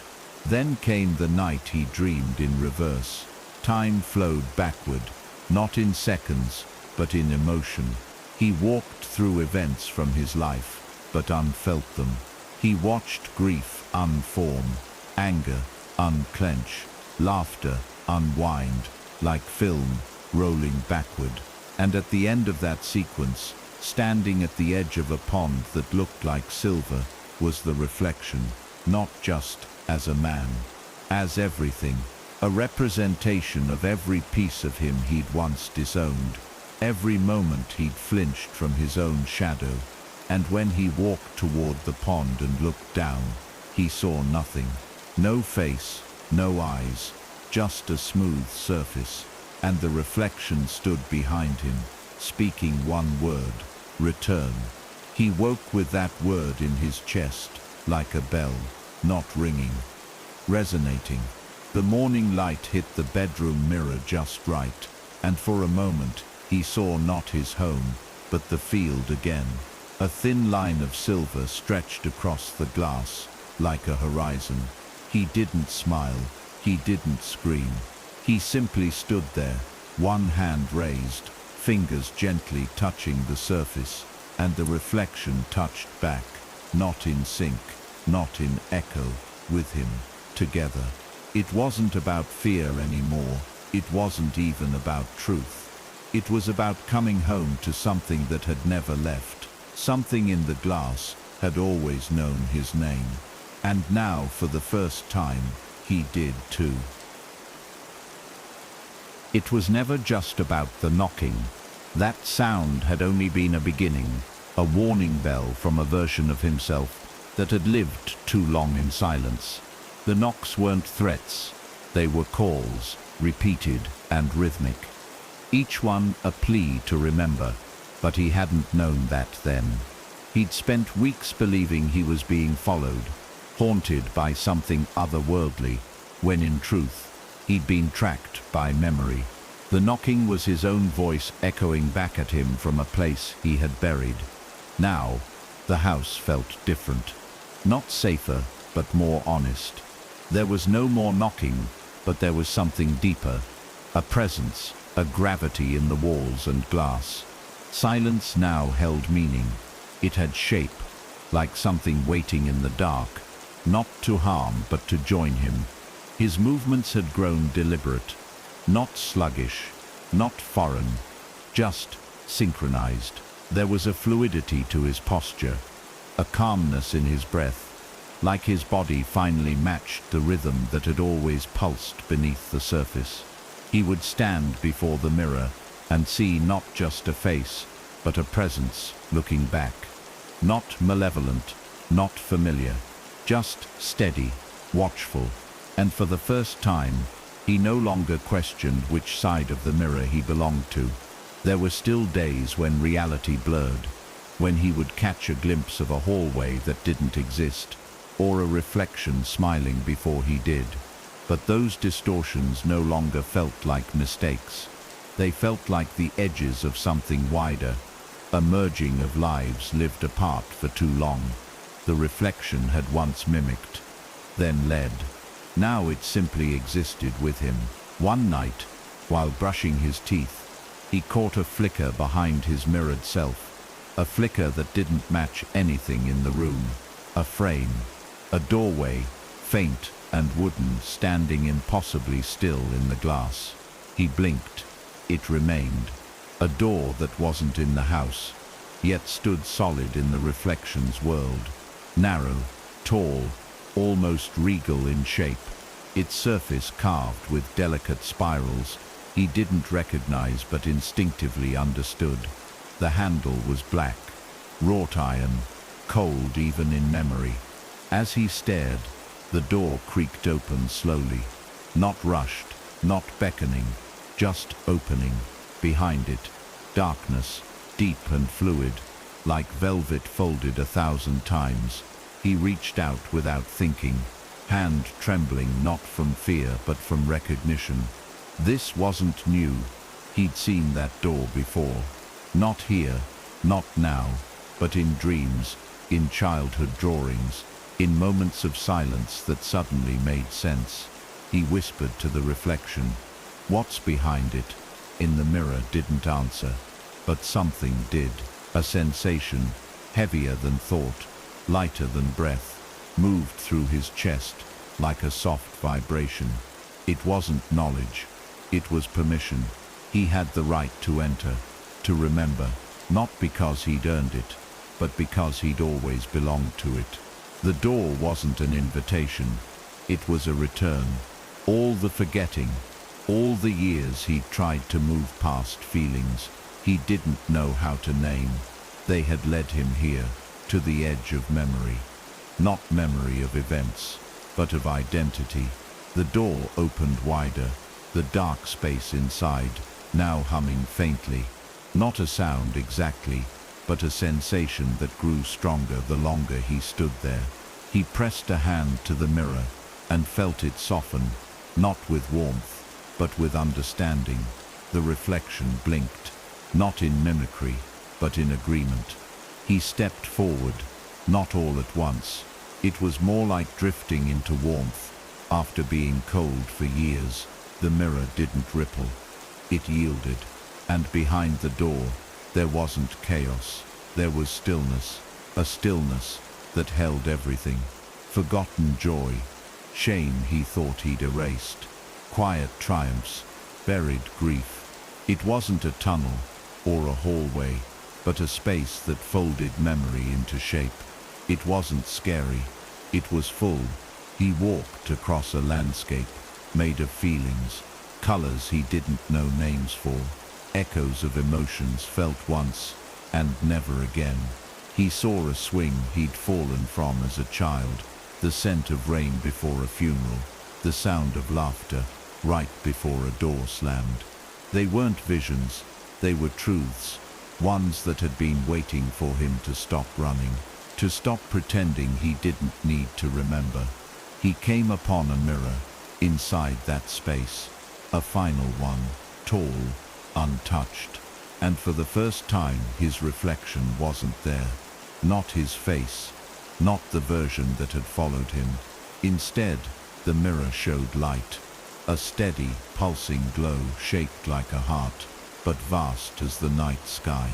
It pulsed in time with his breath, with his name, not the name given to him at birth, but the one carried in silence since before he had words, the one the knocking had tried to summon. He placed both hands on the glass, and in that moment, he returned. The fear didn't vanish, but it no longer ruled. The questions didn't vanish, but they no longer haunted. He didn't find answers. He found himself, all of him, every forgotten corner, every silenced voice, every mirror that had waited, patient and unblinking. When he awoke, the house was quiet. No knocking, no whispers, but the air felt whole. The mirrors were clear. No flickers, no shadows, just reflection. Pure, honest reflection.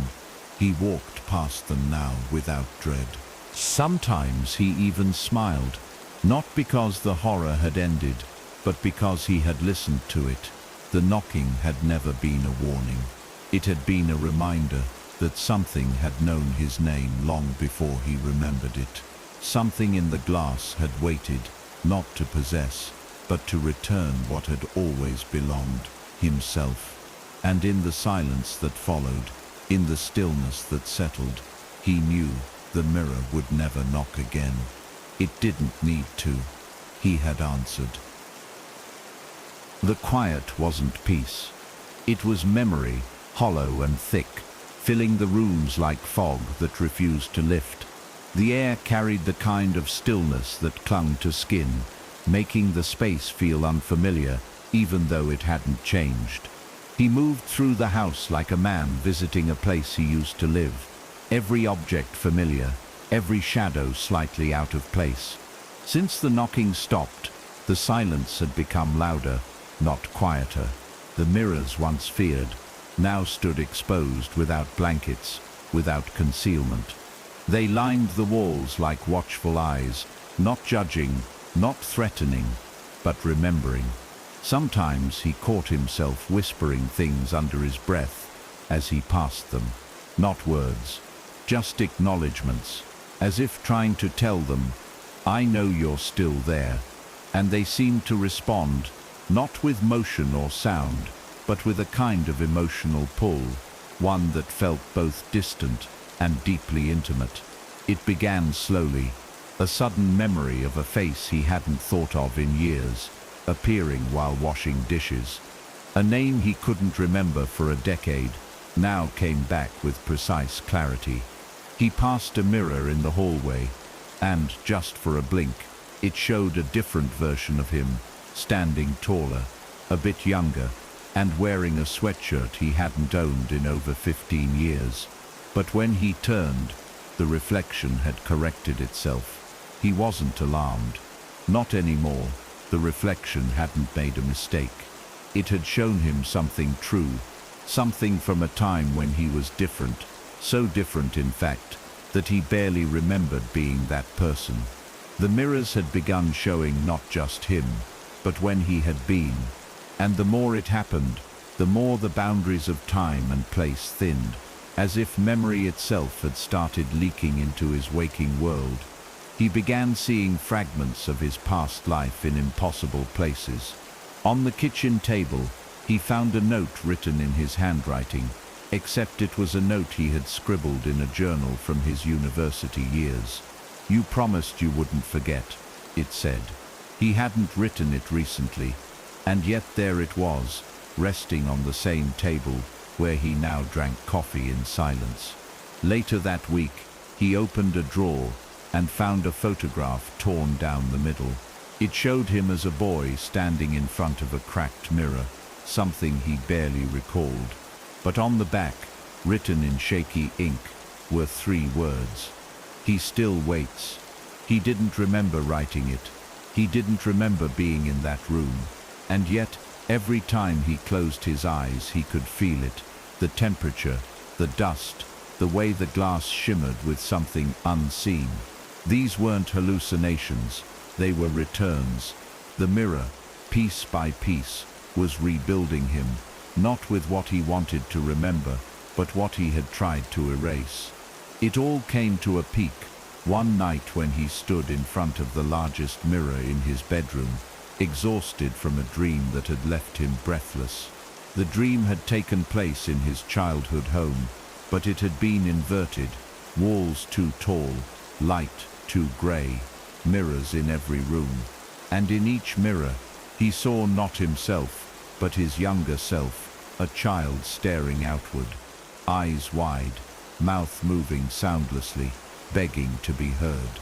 The desperation in that child's face haunted him long after waking, and now, standing in front of the mirror, he whispered a simple question: "What did I forget?" The mirror didn't ripple, it didn't fog, but his reflection smiled, just barely, and tilted its head, as if beckoning him closer.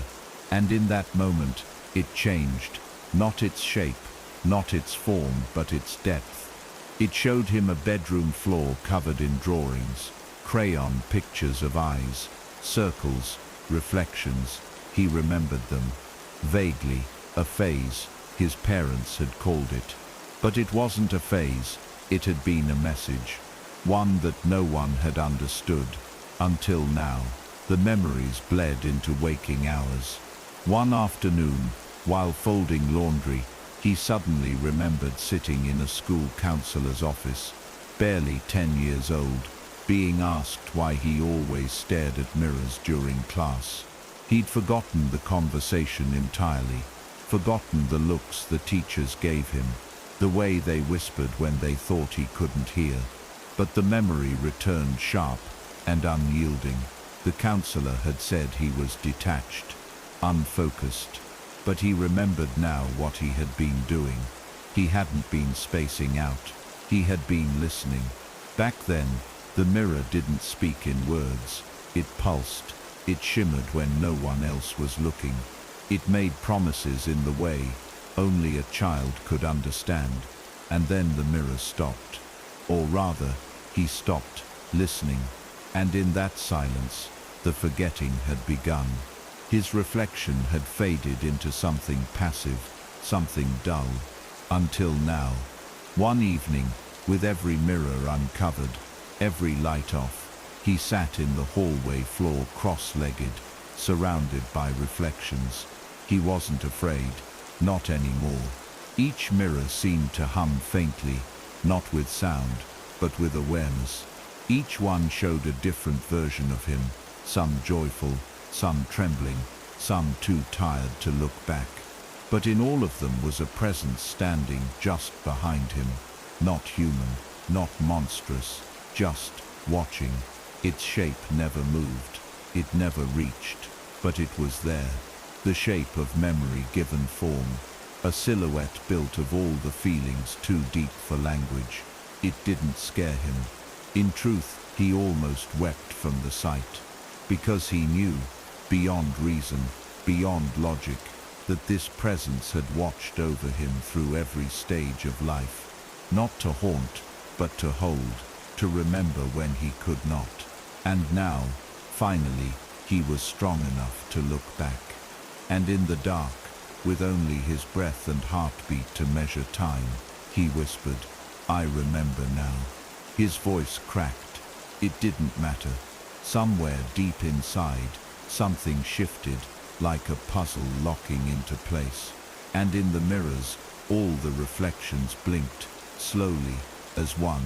He had been scattered across years, across traumas and transformations, and the mirrors had carried every piece. Now they didn't need to anymore. He could carry himself. In that moment, the air warmed, not physically, but emotionally. A closeness filled the hallway. The mirrors stilled. No more flickers, no more distortions. Just truth, just presence. He wasn't haunted. He wasn't broken. He was seen, and not just by the mirrors, but finally, at long last, by himself. It wasn't just memory the mirror held. It was intention. That's what he felt most. Now the sense that everything happening had been building toward something. Not fate, not destiny. Something more personal, like a promise made long ago, before he could form sentences, before he had language for pain or wonder. The mirrors, now silent, had become mirrors in the truest sense. They didn't show him otherworldly horrors, but instead revealed truths he had always known, but refused to see. And the more time he spent near them, the more they opened. Not visibly, not physically, but inwardly. He could feel things shifting in him as he stood in front of their surface, as if looking into them peeled back layers he didn't know were still there. It wasn't about remembering anymore. It was about becoming. He started dreaming differently, not in fragments, but in long, seamless stretches of experience, some familiar, some impossibly foreign. One night he wandered a version of his childhood home, not as it was, but as it had been imagined by someone who missed it. The walls were softer, the doors curved, the mirrors hummed when he approached. He passed rooms that had never existed, and met shadows of people who might have. Each one spoke to him in riddles. Each one referred to him by a name he didn't recognize, but somehow understood. When he awoke, the dreams clung to his skin like water. They didn't fade. They waited, hovering just beneath his waking mind, pulling at him throughout the day, urging him to return. He found himself standing still for long stretches of time, his eyes fixed on the mirrors, willing them to let him back in. And then one morning, something changed. He noticed a pattern, small but undeniable. Every time he walked past the mirror in the hallway, he heard a faint tapping sound, not from the mirror itself, but from inside his head, like a metronome, a coded rhythm, a memory trying to resurface. He began tapping it back on surfaces as he passed, as if mimicking an old signal. The rhythm repeated in his dreams, played on walls, in rain, in footsteps down quiet hallways. It was always the same, 3 slow knocks, pause, then 2 quick. He didn't know what it meant, but he knew it meant something, something buried.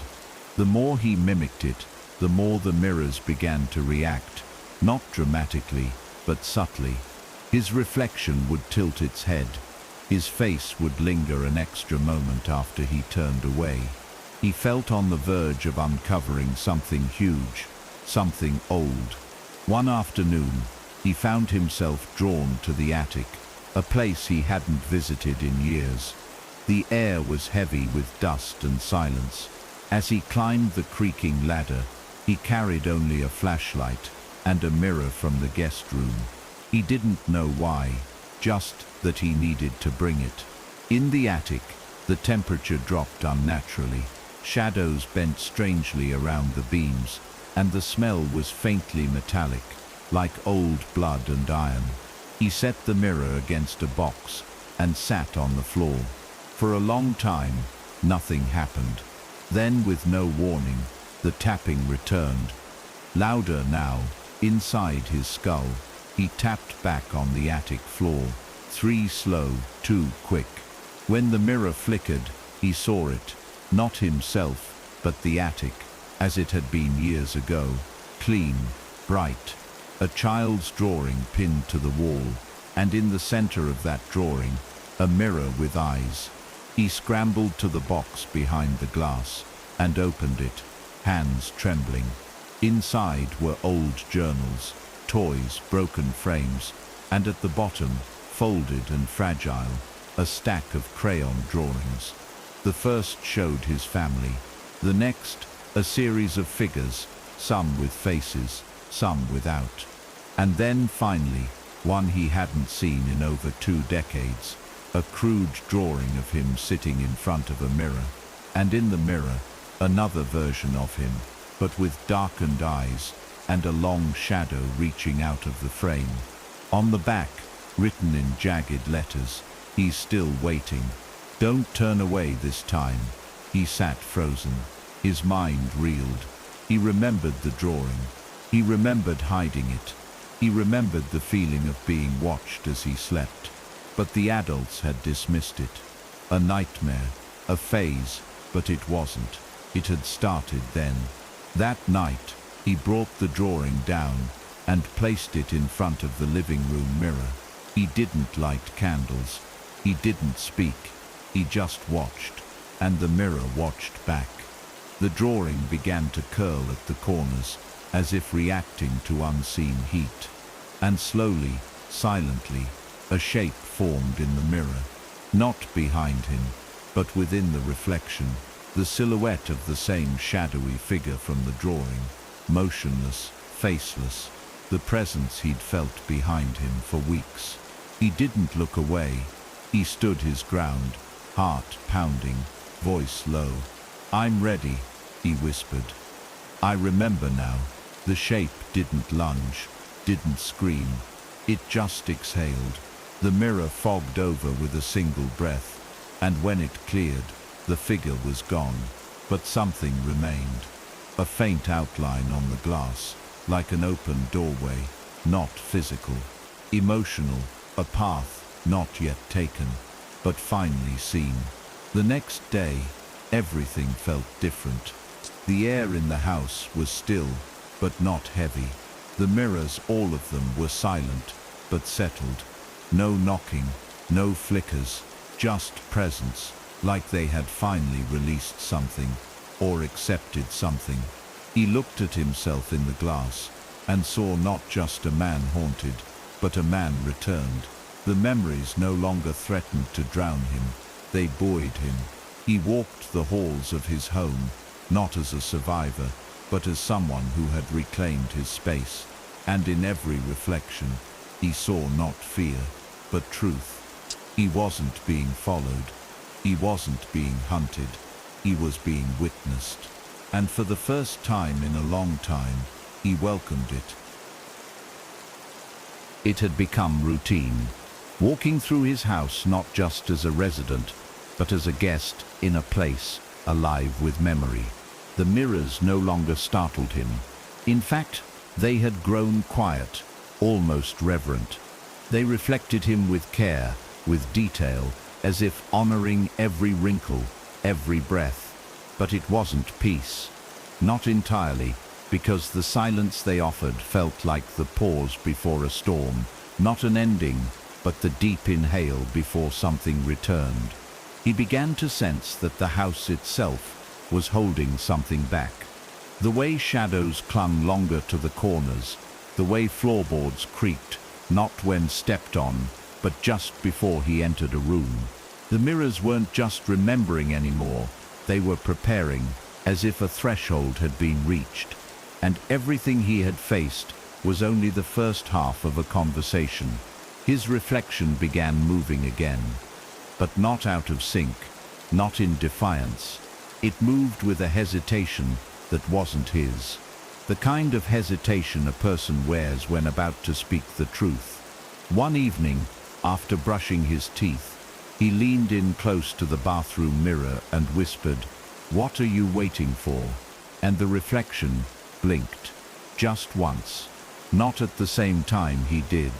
And then it lifted its hand, his hand and tapped twice against the glass. It was soft, barely audible, but the sound sent a chill through his bones. It wasn't the rhythm of memory anymore. It was a reply, a response to something older than all the drawings and dreams. It was a confirmation. The knocking had not stopped. It had simply changed form. It was no longer coming from the other side of the mirror. It was coming from within him. The days grew heavier after that. Time moved slower. The mirrors began showing less of him and more of other things. Not places he recognized, but places that felt true. A hallway lit with flickering lights. A narrow staircase descending into blackness. A room with no walls, only windows, each showing a different version of himself, each frozen in a moment of decision. He stood for hours in front of the living room mirror, watching the scenes shift. One window showed him as a child, crying into his pillow. Another as a teenager, staring at the sky like it might answer him. The worst were the ones where he wasn't moving, where he was curled up in corners, utterly still, forgotten by everyone except the mirror. Those reflections made him feel both watched and held, as if the mirror had been his only witness for a lifetime of silent battles. One night, the reflections changed completely. He no longer saw his face at all, only eyes, dozens, hundreds, layered and blinking across the mirror's surface, some human, some not. All of them aware, all of them fixed on him with an intensity that made his skin tighten. They didn't speak, but he felt the question in their gaze. Are you ready? Ready for what? He didn't know, but he didn't look away. He couldn't. The longer he stared, the more he realized that the eyes weren't separate beings. They were his. Every age, every emotion, every decision he'd buried. The mirror was revealing not what he feared, but what he was, and what he had always been. 1,000 selves layered beneath the surface of a single life, fractured, forgotten, and now finally seen. That same night, as he turned off the lights to sleep, the bedroom mirror pulsed faintly, just once, a soft glow, like moonlight exhaling. And from deep within it came a sound, not a knock, a whisper. It spoke a name, not the one he used now, a name he hadn't heard since early childhood. A nickname, maybe, or something even older. The sound stopped him mid-step, his chest constricted. That name, whatever it was, hit him like a memory he couldn't place, but deeply missed. He stood in the dark, tears rising without understanding why. The mirror knew something about him that even he didn't. Something essential, something pre-language. It didn't say the name again. It didn't need to. It had spoken enough to awaken the part of him that remembered it. He began writing again, not journaling, not recounting, but recording what the mirrors showed him. Sketches of impossible spaces, symbols he didn't recognize, words he couldn't translate, but somehow understood. He kept the notes taped to the walls beside each mirror, like offerings. And strangely, the more he wrote, the clearer the reflections became. They no longer shimmered or warped. They stilled, sharpened, as if grateful, as if aligning with him. The writing wasn't for him. It was for them. The versions of himself trapped in frozen moments, waiting for their stories to be acknowledged. He felt them growing quieter, more at peace. The crying boy, the drifting teenager, the anxious adult, all seen, all named, all remembered. And in remembering them, the house grew warmer, the shadows relaxed, the silence no longer threatened, it comforted. But that calm didn't last, because clarity always invites the final question. And he knew what was coming. The last memory, the one buried deepest, the one even the mirror had hesitated to show. There was a reason the knocking had started. A moment, a decision, a break. The next time he stood in front of the mirror, he didn't ask for anything. He simply placed both hands on the glass and waited. His reflection did the same. They stood, palm to palm, gaze to gaze, and in the stillness, the surface between them flickered. Behind the reflection, a door appeared. Wooden, ancient, familiar, the same one from before. It hadn't vanished. It had waited. He took a breath. He didn't step through it. Not yet. But he knew. The final return was near. And this time he would walk in, not as a visitor, but as the one who never left. The door in the mirror remained. Days passed, and still it waited. Never opening, never fading, just there. A presence without pressure, a choice without demand. He began noticing other changes. Small at first, the air in the house thickened, not with heat, but with something weightier, as though time itself had begun folding in strange ways. He'd walk into the kitchen for a glass of water and feel like hours had passed. Mirrors he hadn't looked at in weeks suddenly appeared covered in condensation, even though the house was dry.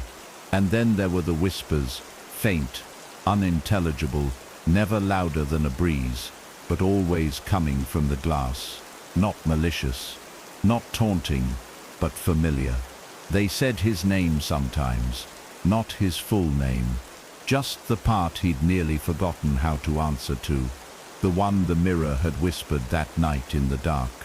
He became obsessed with the idea that the door was not just symbolic, it was literal in some emotional sense, a passage to something his mind had sealed off to protect itself. The more he studied it, the more convinced he became that stepping through wasn't about exploring another world.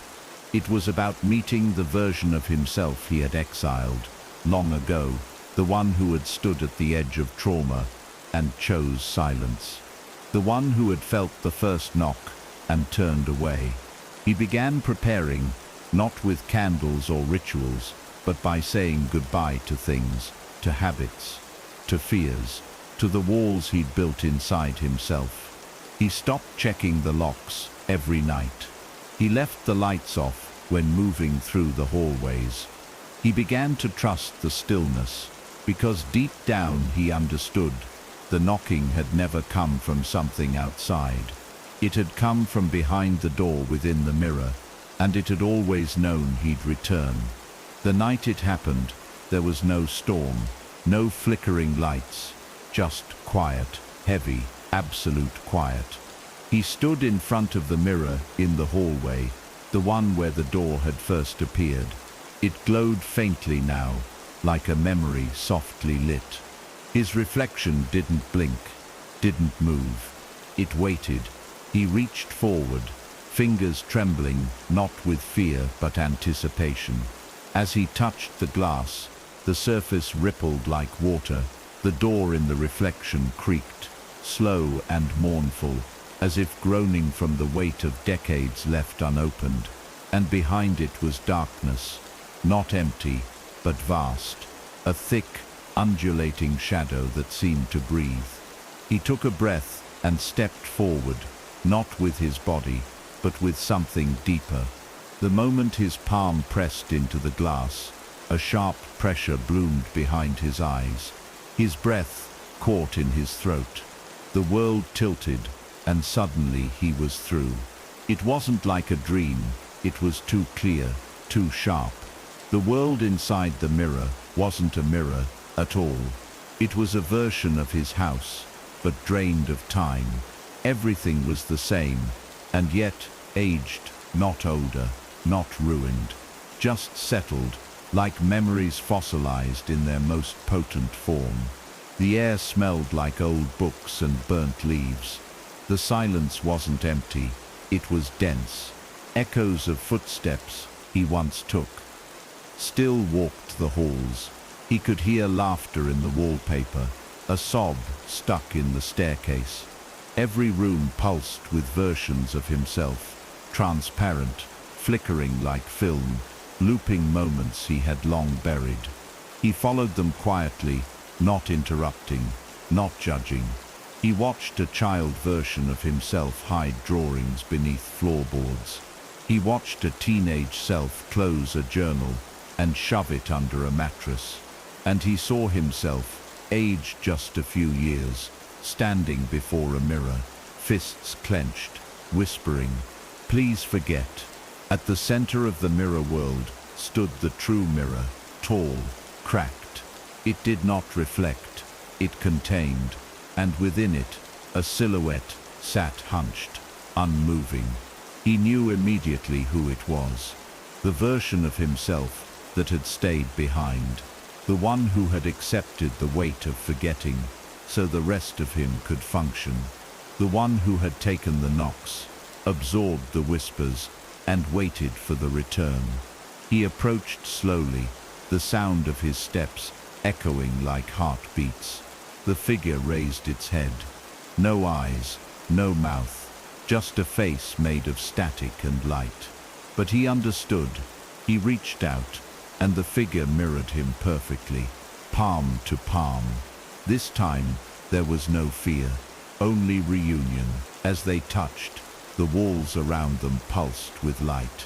Every buried memory surged forward, not as pain, but as recognition. And then, quietly, the mirror shattered, not violently, but gently, like a burden, laid down after years of carrying. He woke on the floor of his real hallway, heart beating slow and steady. The house was the same, but the silence had changed. It no longer clung, it cradled. He stood and walked from room to room. Every mirror was intact. Every reflection was true. No flickers, no delays, but something was different. He was different. He no longer avoided his own gaze. He no longer feared what might move behind him. He had walked through the part of himself that watched, and in doing so, had become whole again. That night, as he lay in bed, a knock came, not from the mirror, not from the door, but from inside his chest. A rhythm, steady, familiar, 3 slow, 2 quick. It didn't frighten him, it comforted him. The knocking wasn't gone. It was within him now, a heartbeat of memory, of truth. He smiled into the dark and whispered back, "I know." In the days that followed, the mirrors remained ordinary. No shadows, no whispers, but the weight they had once carried now lived inside him, not as dread, but as understanding. He began speaking to them, not to summon, but to honor.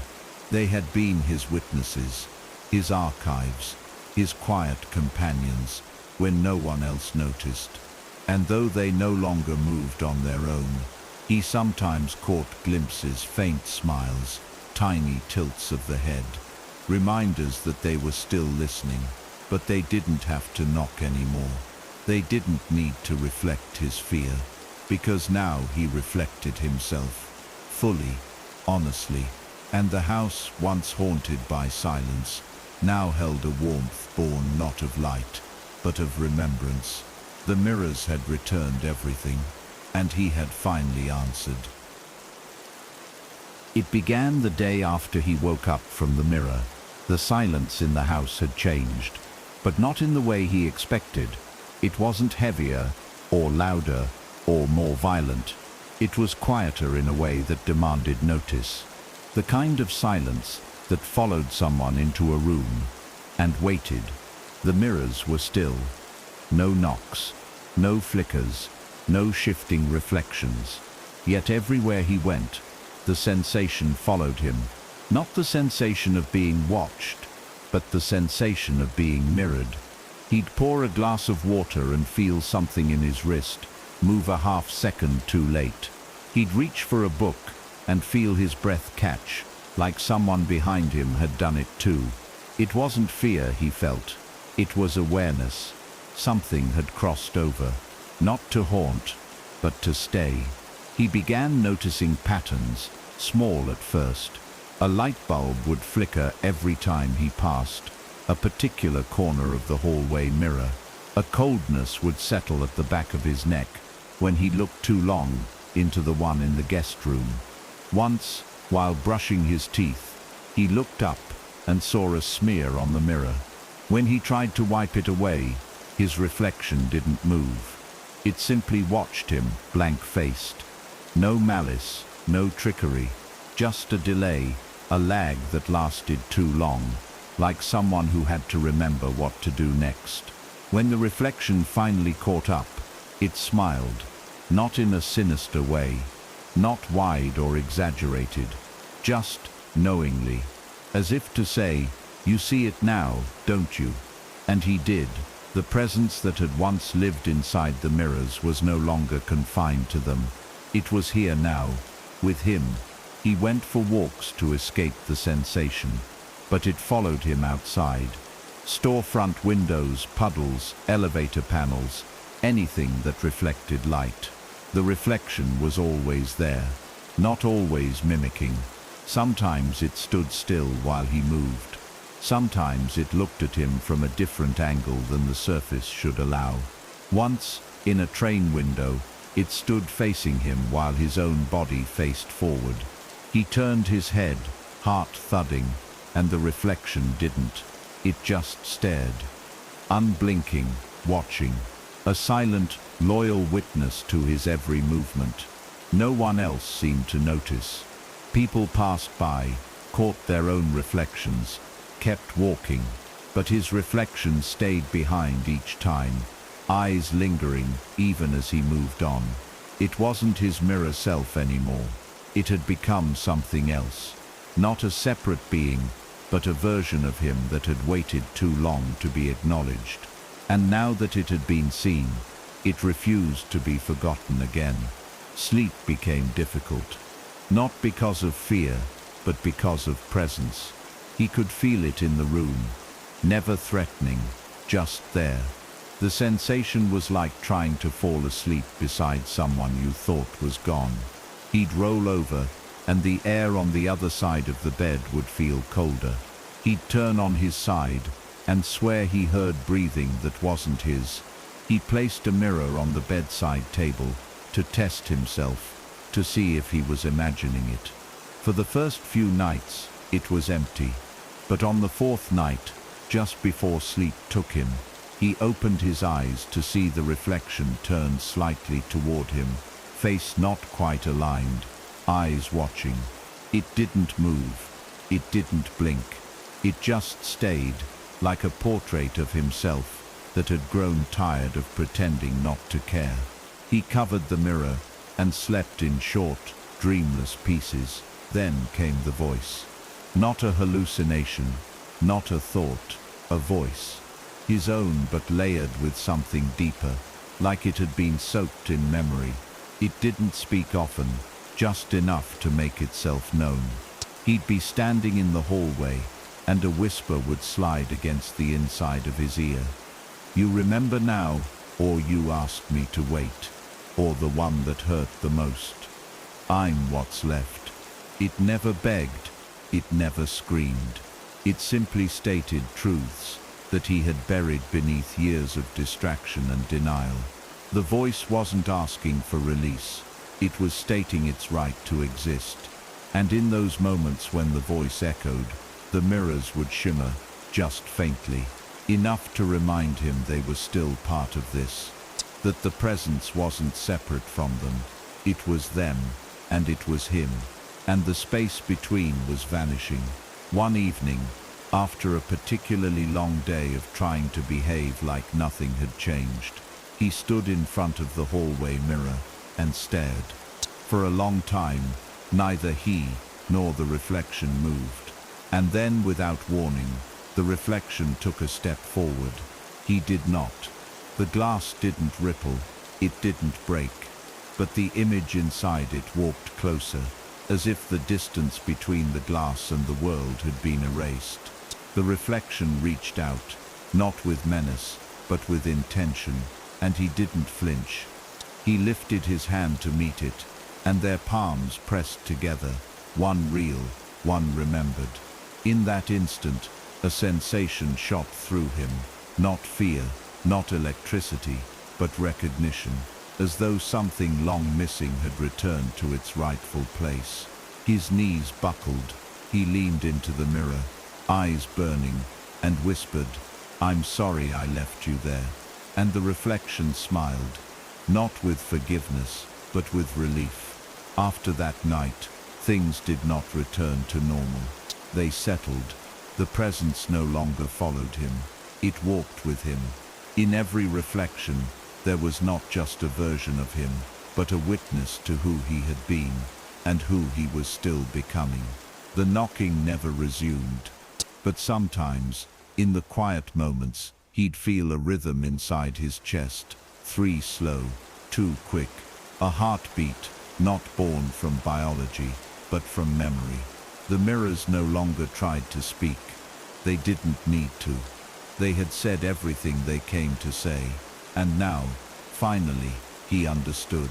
The knocking had been an invitation, the reflection, a reminder, and the presence he once feared was nothing more than the part of him that had waited patiently in the dark, until he was ready to bring it home. He began to speak to the mirrors, not out of habit, but out of instinct.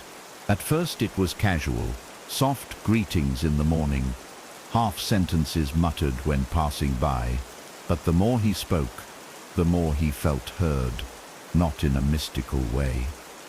There were no replies, just the sense that the air responded. That silence folded itself around his words, tucked them away like a hand smoothing down pages in a journal. Sometimes, when he sat across from the full-length mirror in the bedroom, the reflection would hold a different expression, a tilt of the head, a raised brow, a subtle quirk of the mouth. Nothing dramatic, nothing flashy, but unmistakably not him. It was like having a silent companion who didn't just copy his movements, but anticipated them. He didn't know if it was his subconscious bleeding out through stress, or if the boundary between him and the glass had thinned permanently. All he knew was that he was no longer alone. One morning, while drinking coffee at the kitchen table, he looked up at the microwave door, its shiny black surface catching just enough reflection. There it was again. The delay. He blinked. The reflection didn't. He looked away, and in the corner of his vision, it still stared. Not straight ahead, at him, like someone across a train platform making eye contact through a crowd. A quiet, pointed gaze. He reached out, touched the metal, and whispered, "Are you still with me?" And for the first time in days, something answered. Not a word, not a sound, but a feeling. A shift in temperature, a warm weight pressing against his chest, like hands he couldn't see. Not threatening, reassuring. He closed his eyes, and when he opened them again, the reflection had returned to normal. But something remained, something behind his ribs, something that watched from inside. He started writing letters he'd never send, to people he hadn't spoken to in years, to versions of himself that no longer existed. "I'm sorry I didn't listen when you first knocked," one read. "You were right to keep tapping." Another said, "I forgot you. I let them tell me you weren't real, but you never left." He pinned the letters around the mirrors, as if creating a constellation of memory. Over time, the reflections began to show more detail, not changes. Reminders, a shirt he hadn't worn in a decade, suddenly appearing on his reflected body. A scar that had faded from his real skin, but still showed faintly in the mirror's light. Once, his reflection held something, a drawing he knew he'd torn up as a child. And it wasn't just any drawing, it was the one. the one with the door, and the eyes, and the hand reaching out. The drawing that had started it all. The mirror held it gently, protectively, like it had always known he'd come back for it. Then came the dreams again, but they weren't dreams in the traditional sense. They were walkthroughs, fully formed moments of places he'd never seen, but felt deeply connected to. A staircase that spiraled forever, with mirrors along the walls that whispered when passed. A room with no ceiling, where reflections floated freely in the air like ghosts made of glass. In one dream, he entered a chamber lined with mirrors, but when he looked into them, they didn't show him.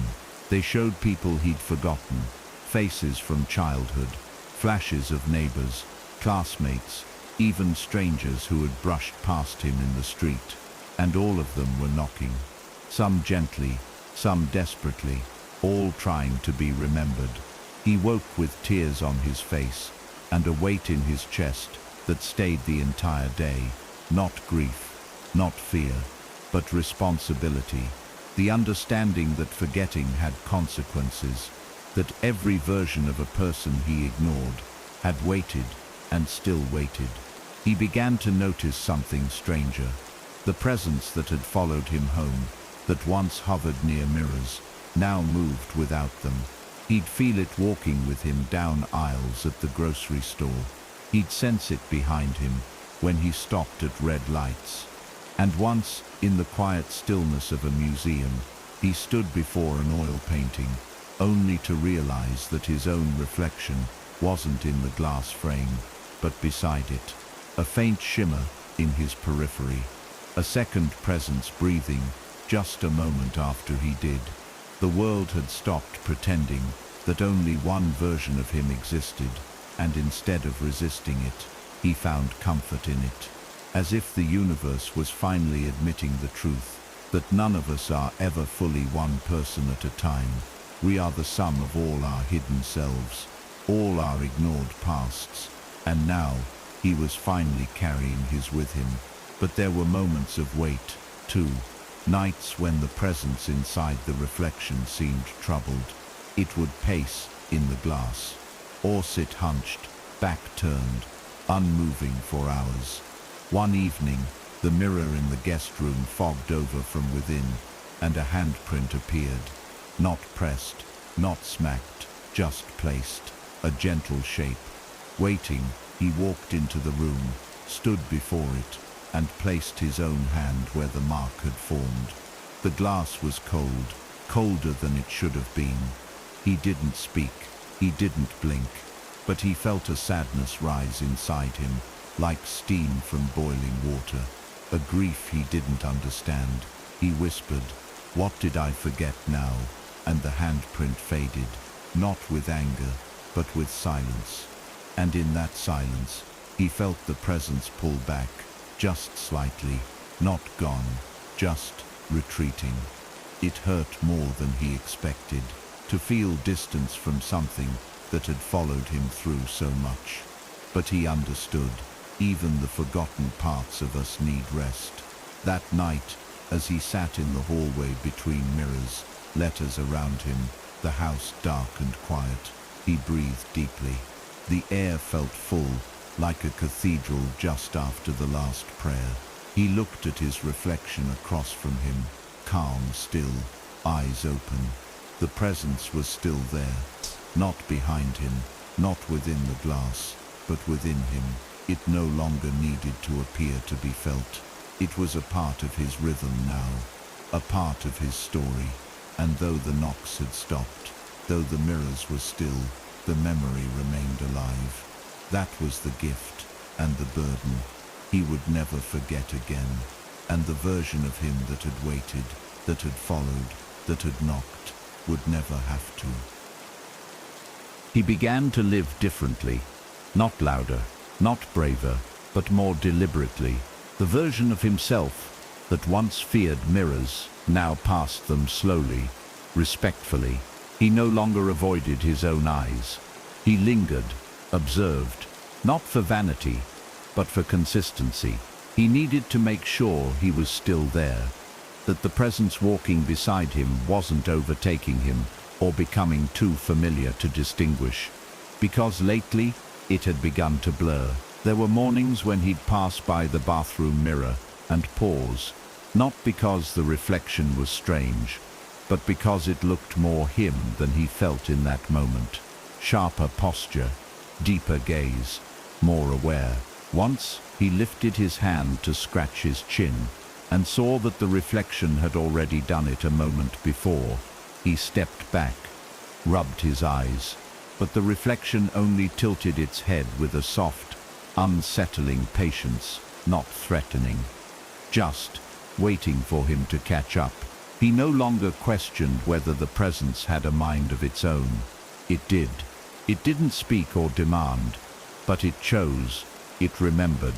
It knew when to retreat and when to emerge, and it had a sense of time that didn't align with clocks.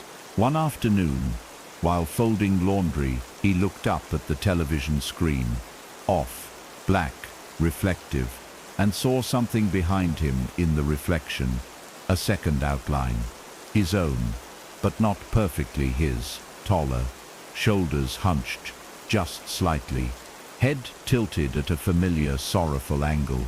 He turned quickly. Nothing was there, but when he looked back, the reflection lingered, just long enough for him to whisper, "What do you want me to see?" The answer didn't come in words. That night, he dreamed of a hospital room, grey, humming, filled with the scent of antiseptic and grief. He saw himself as a boy, sitting in the corner, silent, forgotten. The only thing in the room that moved was the mirror above the sink. The next morning, he searched old boxes in the attic. His hands trembled as he pulled out photographs, notebooks, scraps of paper. He didn't know what he was looking for, only that it had waited long enough. Near the bottom of a dusty bin, wrapped in cloth, he found a frame, small, wooden, cheap, the kind they used to hang in children's rooms. Inside was a photograph he didn't remember taking, a blurry shot of him as a child, standing in front of a mirror. But what drew his breath out of his lungs was what stood behind him in the reflection. Nothing detailed, nothing clear, just another version of himself. Older, watching him, smiling faintly. His knees buckled, he sat back on the floor and stared at it for nearly an hour. This wasn't just memory, this was confirmation. The presence had always been there, not conjured, not summoned, just waiting for his eyes to open wide enough to see it. That evening, he placed the photo in front of the hallway mirror, a small gesture, an offering. He didn't ask anything, he didn't expect a sign, he just sat across from it and breathed. The mirror didn't shimmer, no flicker, but after some time, his reflection leaned closer while he stayed still. It looked down at the photo, then back at him. Slowly, it mouthed a single word. He couldn't hear it, but he didn't need to. He recognized the shape. Again, his reflection was asking him to look again, not at the picture, at himself. So he did, not just his features or his expression, but the weight in his face, the stories behind his eyes. And for the first time in years, he saw it, the same sorrowful angle in his shoulders, the same tired gaze. The child in that photograph, watching the future version of himself, was watching this one, and he finally understood. The reflection hadn't followed him home. It had always been home. He began speaking to his younger self, not aloud but in his mind, throughout the day, in between chores, during quiet moments. "I remember you now," he'd think. "I'm sorry I left you behind." He imagined that version of himself, listening somewhere behind the mirror glass, still curled in a corner, still waiting for someone to explain why no one ever came. And the more he spoke, the more he felt changes in himself. In the house, The walls stopped creaking at night. The mirrors stayed clear. The reflections grew softer. There were fewer flickers. The presence still remained, but now it felt calm, even affectionate. Not a ghost, not a force, just a companion. A reminder, a part of him that didn't need to knock anymore. Because he was listening now, all the time, even in silence. But still, there was one door he hadn't opened. A real one, downstairs. The basement. He hadn't gone there in months, maybe years. Something about it had always unsettled him, long before the knocking began. And now, for reasons he couldn't fully explain, the mirrors had begun glancing toward it. Not turning, not pointing, but suggesting. When he passed by with laundry, or paused to drink water, he'd catch his reflection tilting its gaze toward the basement door. Not pushing, not rushing, just waiting. And so he stood before it that night, breathing slow, hand on the knob. "If there's something down there," he said softly, "then I think I'm ready." The presence stirred, just once, a quiet ripple through the air, then silence. He opened the door, descended slowly. The light flickered as it always did. The air smelled the same, but this time there was no dread, just space. He stepped into the basement and saw his old bedroom mirror leaning in the corner, covered in cloth, waiting, just like him. He approached the mirror and pulled the cloth away. Dust curled into the air. The glass was clouded, but whole. He stared into it, and the reflection stared back, but not his, not anymore. This time, it was the child version of him, standing in a room that looked nothing like the basement, brighter, warmer, familiar. The child didn't smile, he didn't speak, he just held out his hand, an invitation, an ending, or maybe a beginning. He didn't move, he just whispered, "I'm here now. You don't have to wait anymore." And the child stepped back, nodded once, and faded, slowly, gently, into light. The mirror cleared, his own reflection returned, older, wiser, whole. He smiled, not because the journey was over, but because finally he was walking with every part of himself again, and nothing had to knock anymore. In the days that followed, everything felt lighter, not in a joyful way, but in the way a room feels after someone finally speaks the truth. The mirrors no longer whispered. They didn't shimmer or pulse or reveal hidden messages. They simply reflected, clearly, fully, as if satisfied. He found himself walking slower through the house, pausing in front of each mirror just to look, not out of fear or suspicion, but as a way of checking in. Each glance was a quiet confirmation that he was here, present, whole. But there was something else too, an emptiness he hadn't expected. Not loss, not regret, but the stillness that comes when the noise stops. He had lived for so long beside a presence, beside the knocking, that now its absence felt like silence pressing against his ribs. And in that silence, a question bloomed. What do I do now that I've answered? The answer didn't come from the mirrors. It came from the spaces between them, the corners of the house where no reflections reached, the untouched places. One morning, while cleaning out the storage closet near the attic, he found a box he'd forgotten. Inside were recordings, cassette tapes, labeled in a child's scrawl, his old voice, a younger self preserved in fragments. He found a player, inserted one, and pressed play. The voice crackled, full of breath and pauses. "This is me," the recording said. "If you forget again," the silence that followed wasn't dead air, it was waiting. Then, "Don't be mad. I know you're scared, but I saved everything, even the worst parts. I didn't throw anything away." He sat on the floor, cassette in hand, as his younger voice whispered across time. When the knocking starts again, it just means I'm still here. He listened to all of them, hours of scattered thoughts, strange poems, questions no child should have had to ask alone. But what struck him most was how often the word mirror came up. It helps me remember, one tape said. Even when it lies, it keeps me close. Another, sometimes I think I live in the mirror. Like if you looked hard enough, you'd see me waving. He played that one 3 times, letting the static hum fill the room like a low chorus. The mirrors had not just been watching, they had been keeping him together, protecting the version of himself that wasn't ready to live out loud, the version he'd buried in glass and silence. He looked at his reflection in the closet door, and for the first time, he didn't see a face. He saw a promise, one he had finally kept. Nights became different after that, not haunted, not ominous, but full. The darkness of the house no longer felt empty.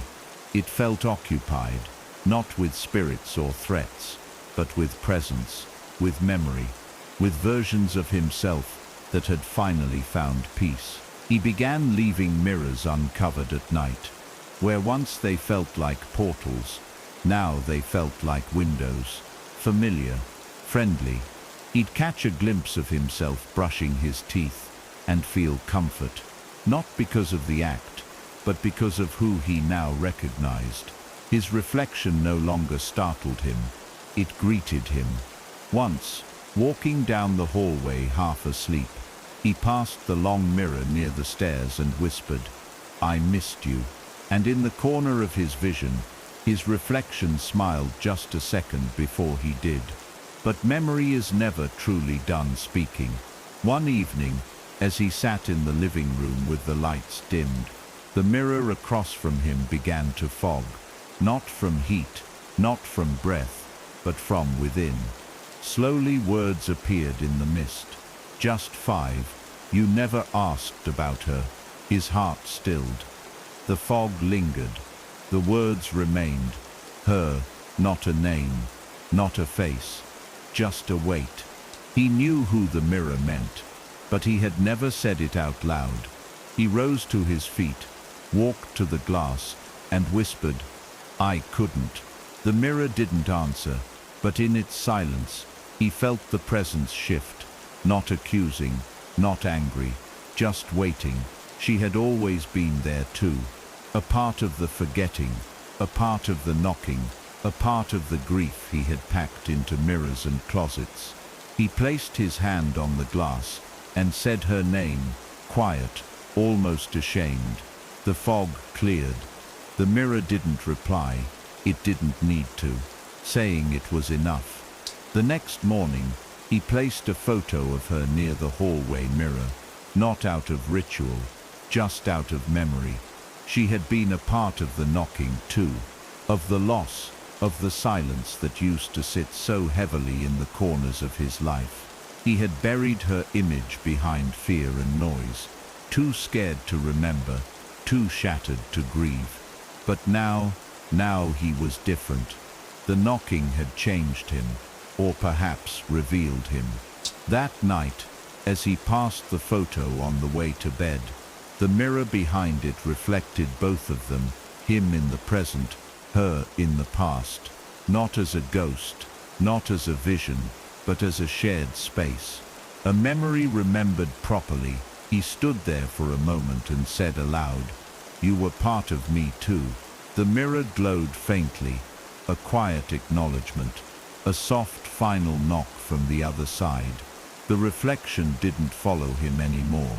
It walked with him, and the knocking no longer needed to sound, not in the mirrors, not in the walls. It had fulfilled its purpose. It had brought him back to himself. In every mirror, he saw not just a face, but a history, a map of forgetting and remembering, and he no longer feared what he might see next. Because whatever came, whatever surfaced from the shadows of his past, he knew it wouldn't be a stranger. It would be a part of him, asking quietly, patiently, to be brought home. For the first time in months, he left the house without checking the mirrors. No lingering gaze at the hallway glass. No soft greeting to the reflection in the bathroom. He didn't look into the polished kettle or the faint shimmer of his television screen. He told himself it was growth, recovery, proof that the knocking had passed, that he had moved on. And for a few days, it seemed true. He walked in daylight without shadows flickering behind him. He stood in front of windows that reflected only sunlight and sky. There were no whispers, no cold hands, no presence waiting in silence. The house remained still, and the mirrors stayed mirrors. He dared to think the reflection had been satisfied, that it had been laid to rest. But deep inside, in a place he didn't admit out loud, he knew silence wasn't always peace. It was sometimes a pause. He moved out of the house the following week, not to escape it, but because it felt like the right time. A friend had offered him a smaller place across town, newer with fewer corners, fewer memories. He boxed up his things in silence. Most of the mirrors he left behind, he told himself it was intentional. Healing. He didn't need them anymore. What he didn't say, even to himself, was that he feared taking them with him. What if they remembered? What if the reflection returned the moment it found a familiar frame? In his new apartment, there were no hanging mirrors, just bare walls, fresh paint, and clean windows. The air felt thinner somehow, unburdened, and for a few days he slept soundly, dreamlessly. But the knocking had never needed glass. It had never truly belonged to the mirror. It had belonged to him. It started with the elevator. The mirrored interior had seemed harmless at first. Generic, brushed metal, warped and blurry. Nothing like the sharp clarity of the hallway mirror back home. But one evening, as he rode up from the lobby, he noticed something off. His reflection had stepped in a beat too late. Subtle, almost forgivable. But when he turned to press his floor, he saw that the reflection didn't mimic him. It just stared ahead, unmoving. He froze, watched the mirrored self out of the corner of his eye, and as the elevator doors slid open to his floor, the reflection slowly raised its hand, flat, palm facing the glass, like a wave or a warning. He stepped off the elevator quickly, heart pounding.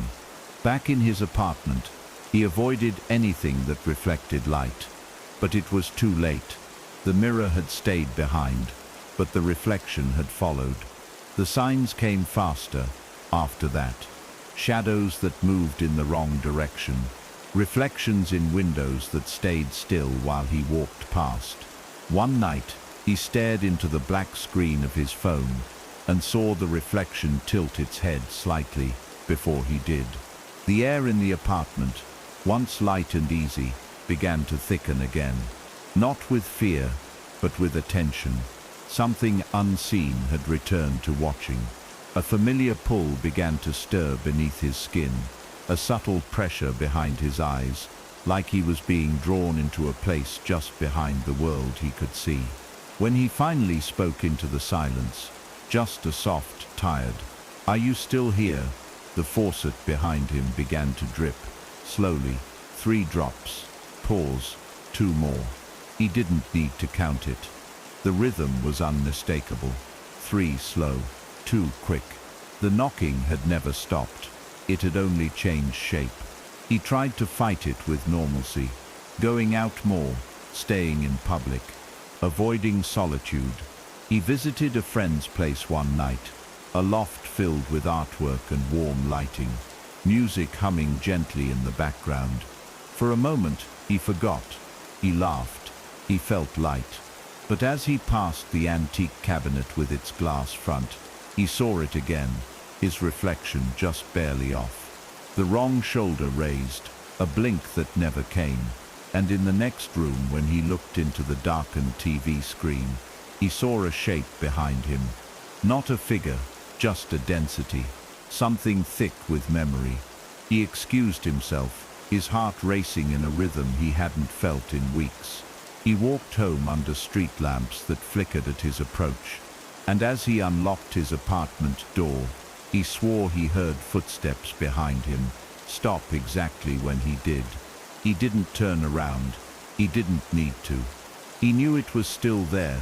That night, he dreamt of mirrors again, but this time they were blank. Empty silver surfaces stretching on for miles. He ran through a hallway lined with them, desperate to find a reflection, any sign of himself, but each mirror returned nothing, not even the shadows. He cried out, begged the silence to show him something, anything, and in the distance he finally heard it. The knocking, slow, measured, familiar.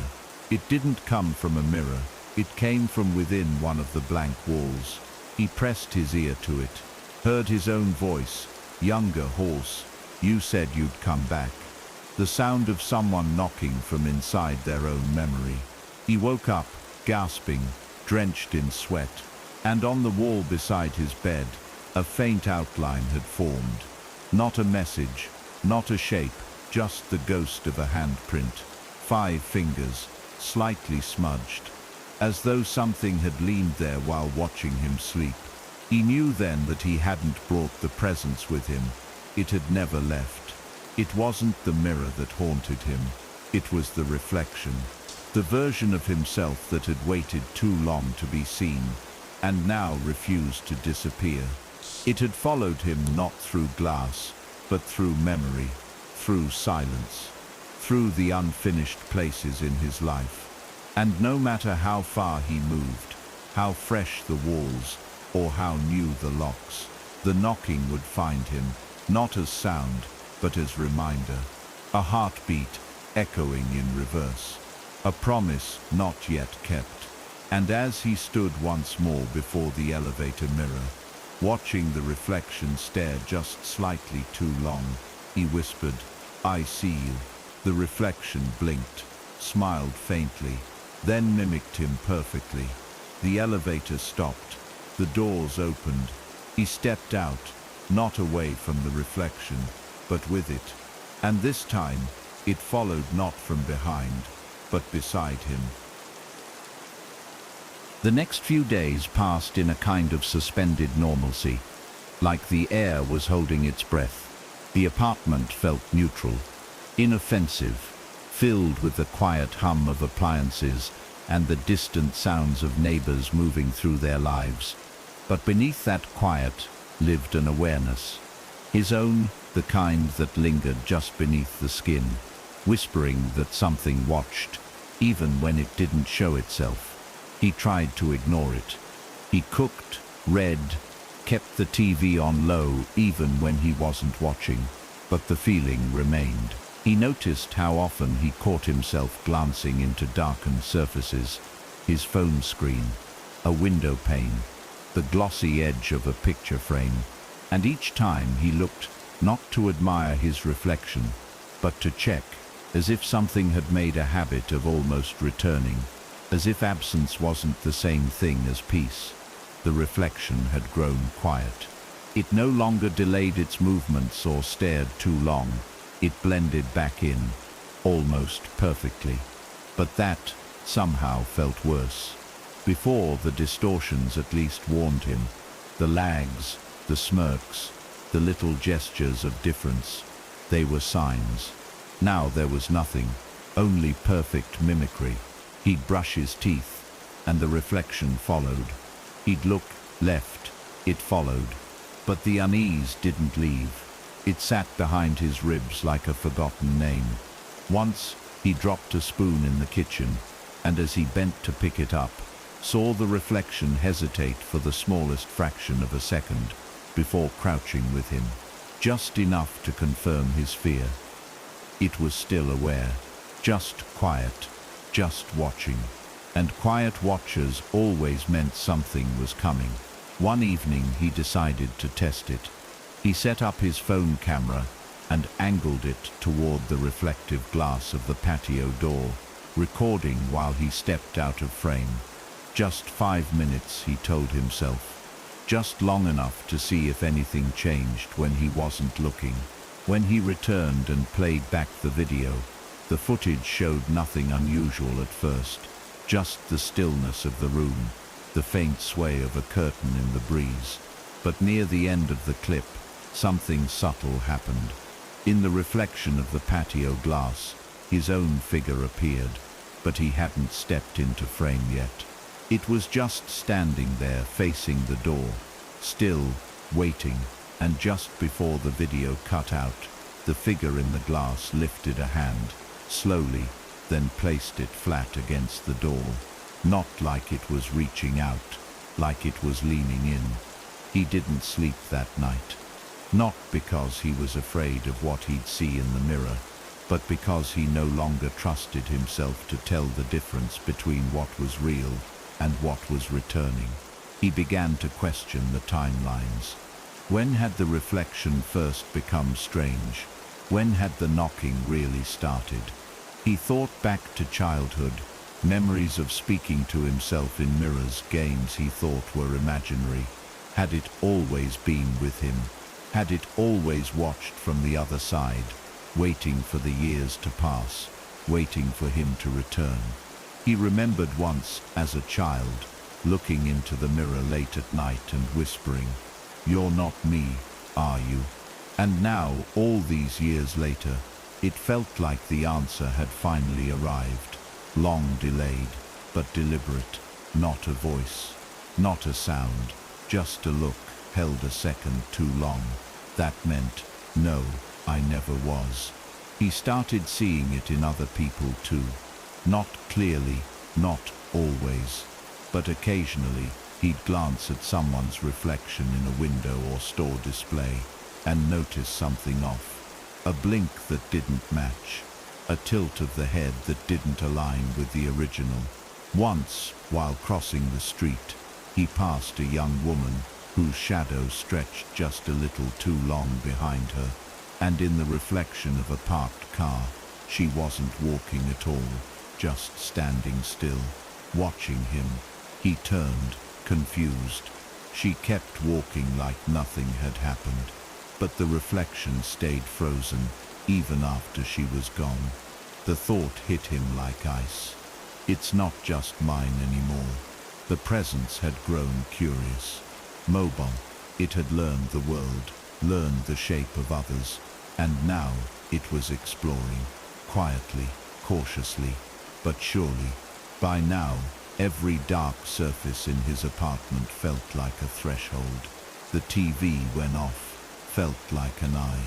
The black countertop pulsed with silent expectancy.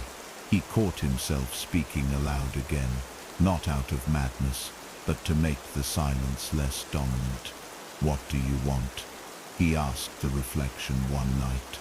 No response. He stood closer, pressing his hand against the glass of the patio door, the same way he'd seen it do in the video. "If you followed me," he whispered, "then say something." And still, the reflection only matched him, perfectly, painfully. But just before he turned away, he noticed it, his breath fogging the glass. The reflections did not. He leaned closer, his heart thudded, and then faintly, on the other side of the glass, a second fog mark appeared, one he hadn't made, the shape of a breath that didn't belong to him. That was when he knew it didn't need the mirror anymore. The reflection had grown beyond it. It had become a pattern in the world, a rhythm, a recurrence. It didn't just follow, it inhabited. It lived in memory, in movement, in mimicry, and more than anything, it waited. For what? He still didn't know. But it had followed him across houses, across time, even across people. The knocking wasn't just a warning, it was a heartbeat, a pulse, a tether between his world and the one that stood behind every reflection, patient and unblinking. And as he turned away from the glass that night, he didn't dare look back. not because he was afraid of what he'd see, but because he knew if he looked too long, he might not be the one looking anymore. He began to suspect that the reflection no longer needed glass at all. It had begun to exist in moments, instead of surfaces, in the way someone turned their head a split second too late, or how his own movements felt delayed in his body, like someone else was controlling them half a breath behind. He dropped his keys one evening and bent to pick them up, only to realize he had already bent down. He was watching himself move, as if someone had pressed play on a recording of him seconds earlier. The world had shifted. Time no longer followed a straight line, and whatever the reflection was, it now traveled with him not through mirrors, but through the echo of his being. He had left the mirrors behind, but they were never the container. They had only been a window. The reflection lived inside the repetition, inside the memory of each action, waiting for the loop to close. He tried to force reality into clarity again. He stopped using anything reflective, even his phone, covered the TV, draped fabric over kitchen surfaces. It didn't help. The absence of mirrors didn't quiet the sense of being observed. It only concentrated it. Shadows lingered longer in corners than they should have. The silence became listening. Every sound in the apartment took on a dual meaning. A cabinet creaking felt like a footstep. A window rattle like breath held back. He walked through his home slowly, deliberately, as if sudden movements might make it worse. But deep down, he knew it already knew his pace, already knew his fears. Because the reflection wasn't an intruder, it was a version of himself, one that had learned his every gesture, his every hesitation, and now moved, like muscle memory brought to life. One night, as he lay in bed staring at the ceiling, he felt something shift in the mattress beside him. A subtle weight, the sensation of someone climbing in beside him, slow and careful, trying not to wake him.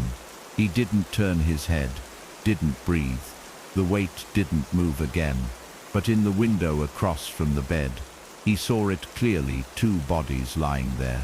Not a trick of light, not a hallucination. His reflection and something beside it, a shape the same size, same outline, perfectly still. And when he blinked, only one of them blinked back. His breath caught in his throat. The reflection had brought something with it. Or maybe it had split again, reproduced. It wasn't just a presence anymore. It was multiplying. The days after that were filled with dread, disguised as routine. He made breakfast, showered, walked, but every action was accompanied by something unseen duplicating it. He'd stir his coffee and hear a delayed clink in the sink behind him. He'd reach for a doorknob and feel the temperature change just before he touched it, as if someone else had opened the same door half a second earlier. The world had become a house of echoes, not auditory ones, but personal echoes, reflections of choices he didn't make, moments he didn't live, versions of himself that had moved a different way. He began writing down his steps, trying to catch discrepancies. One day, he found a note in his handwriting that simply said, "Don't look behind you today."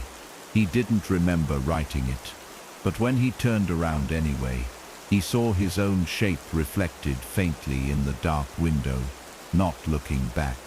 He finally broke when he passed a mirror in a restaurant bathroom.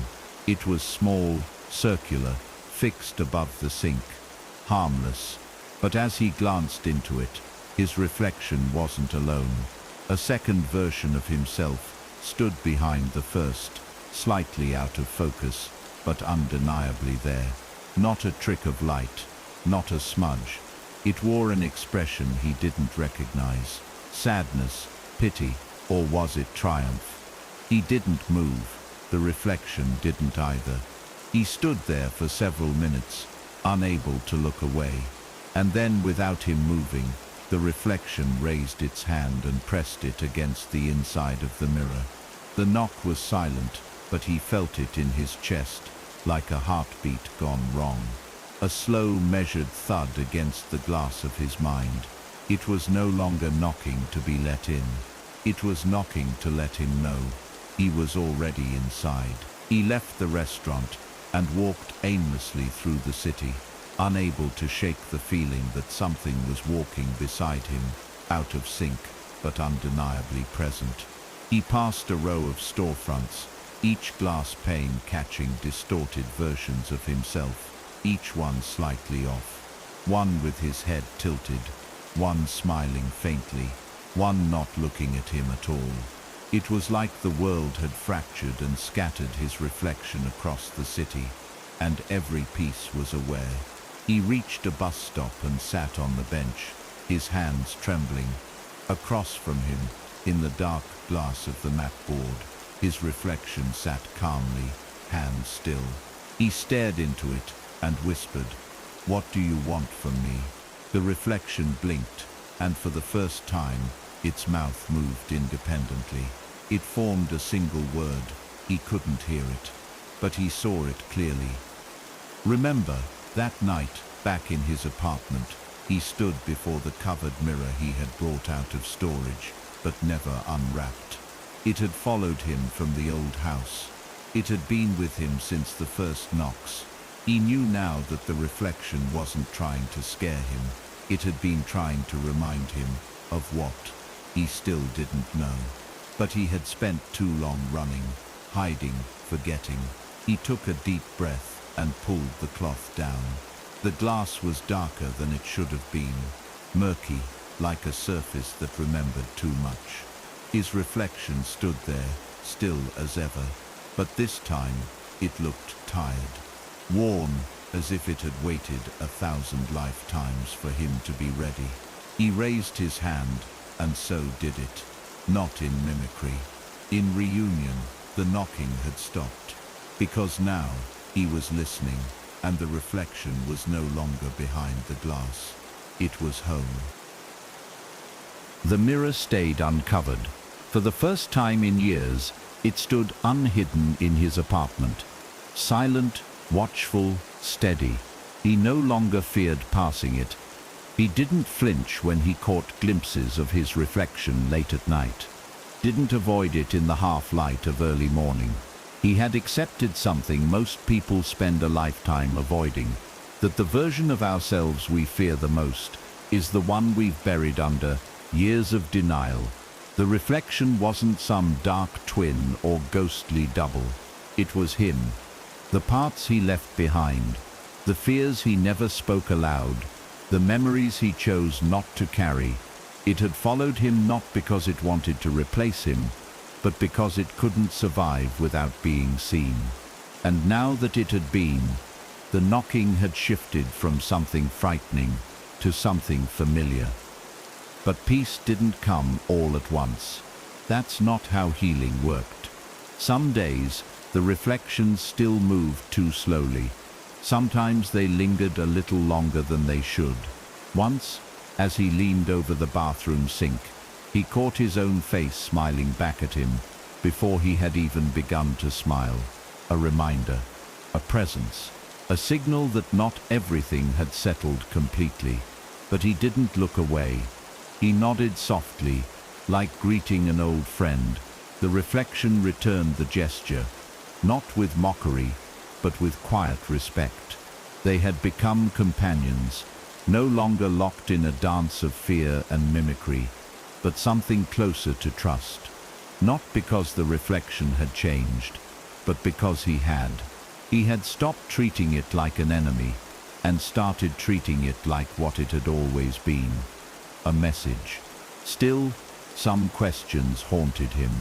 Why had it chosen mirrors to speak? Why had the knocking started when it did? What had triggered the presence to come forward after all those years of silence? And most of all, what else had he forgotten? There were gaps in his childhood, He still couldn't explain. Places in his memory where light should have been, but instead there was only fog. He began journaling every night, not to explain the reflection, but to map his own history. Things he remembered, things he only thought he remembered. And slowly through that process, he realized the reflection had never wanted to show him the future. It had wanted to return him to the past, to the moment where he had started looking away, the moment he learned how to forget. It came to him in a dream one night. Not horror, not chaos, just silence, and a mirror hanging on the wall of a room he hadn't seen in decades. He was a child again, sitting cross-legged on the floor, whispering to the glass, and in the dream, the reflection was speaking back, but no sound came through. He watched himself nod, watched himself agree to something. He couldn't remember what it was, but when he woke up, the answer waited in the back of his mind, like a phrase he knew in a language he'd never learned.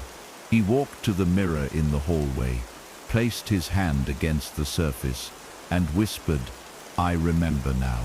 The reflection didn't move. Its aversion didn't move. But the mirror fogged slightly from the inside. 5 knocks, soft, slow, full of meaning. Not fear, not warning, just recognition.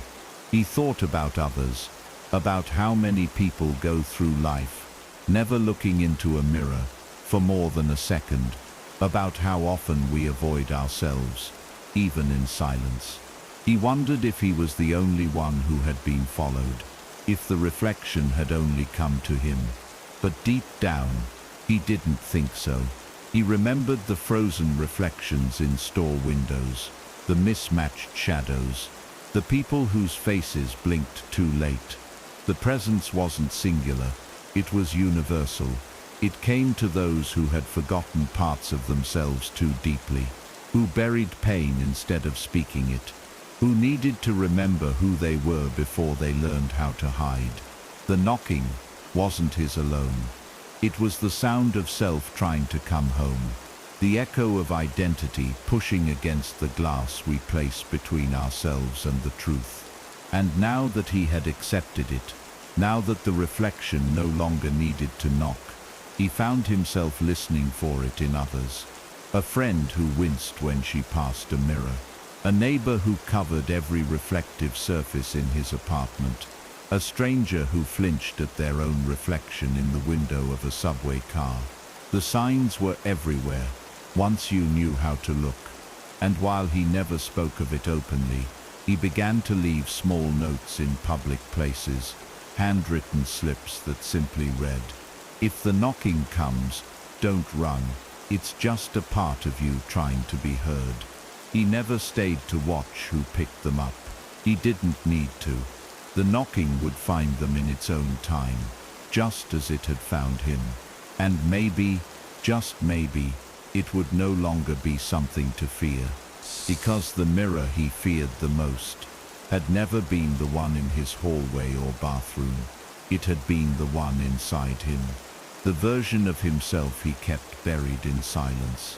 The child in the dark, the voice that whispered through the glass not to haunt, but to heal. And now that they had met, now that the reflection no longer lived behind the glass but within the rhythm of his days, he understood. The knocking wasn't something that ended, it was something that changed, evolved, softened. It became a memory, a heartbeat, a part of him. And every time he looked into a mirror now, he didn't brace for something strange. He simply nodded, and the reflection nodded back. And that's where we'll leave it, for now. The knocking may have quieted, but some doors were never meant to stay shut forever. If this story kept you on edge, made you glance twice at your own reflection, or stirred something deep within your memory, then you've only scratched the surface. There's more to uncover, more whispers behind the glass, more truths buried in the silence. Don't miss what's coming next. Subscribe to the channel and turn on notifications to be the first to hear the next echo in the darkness. Until then, listen closely.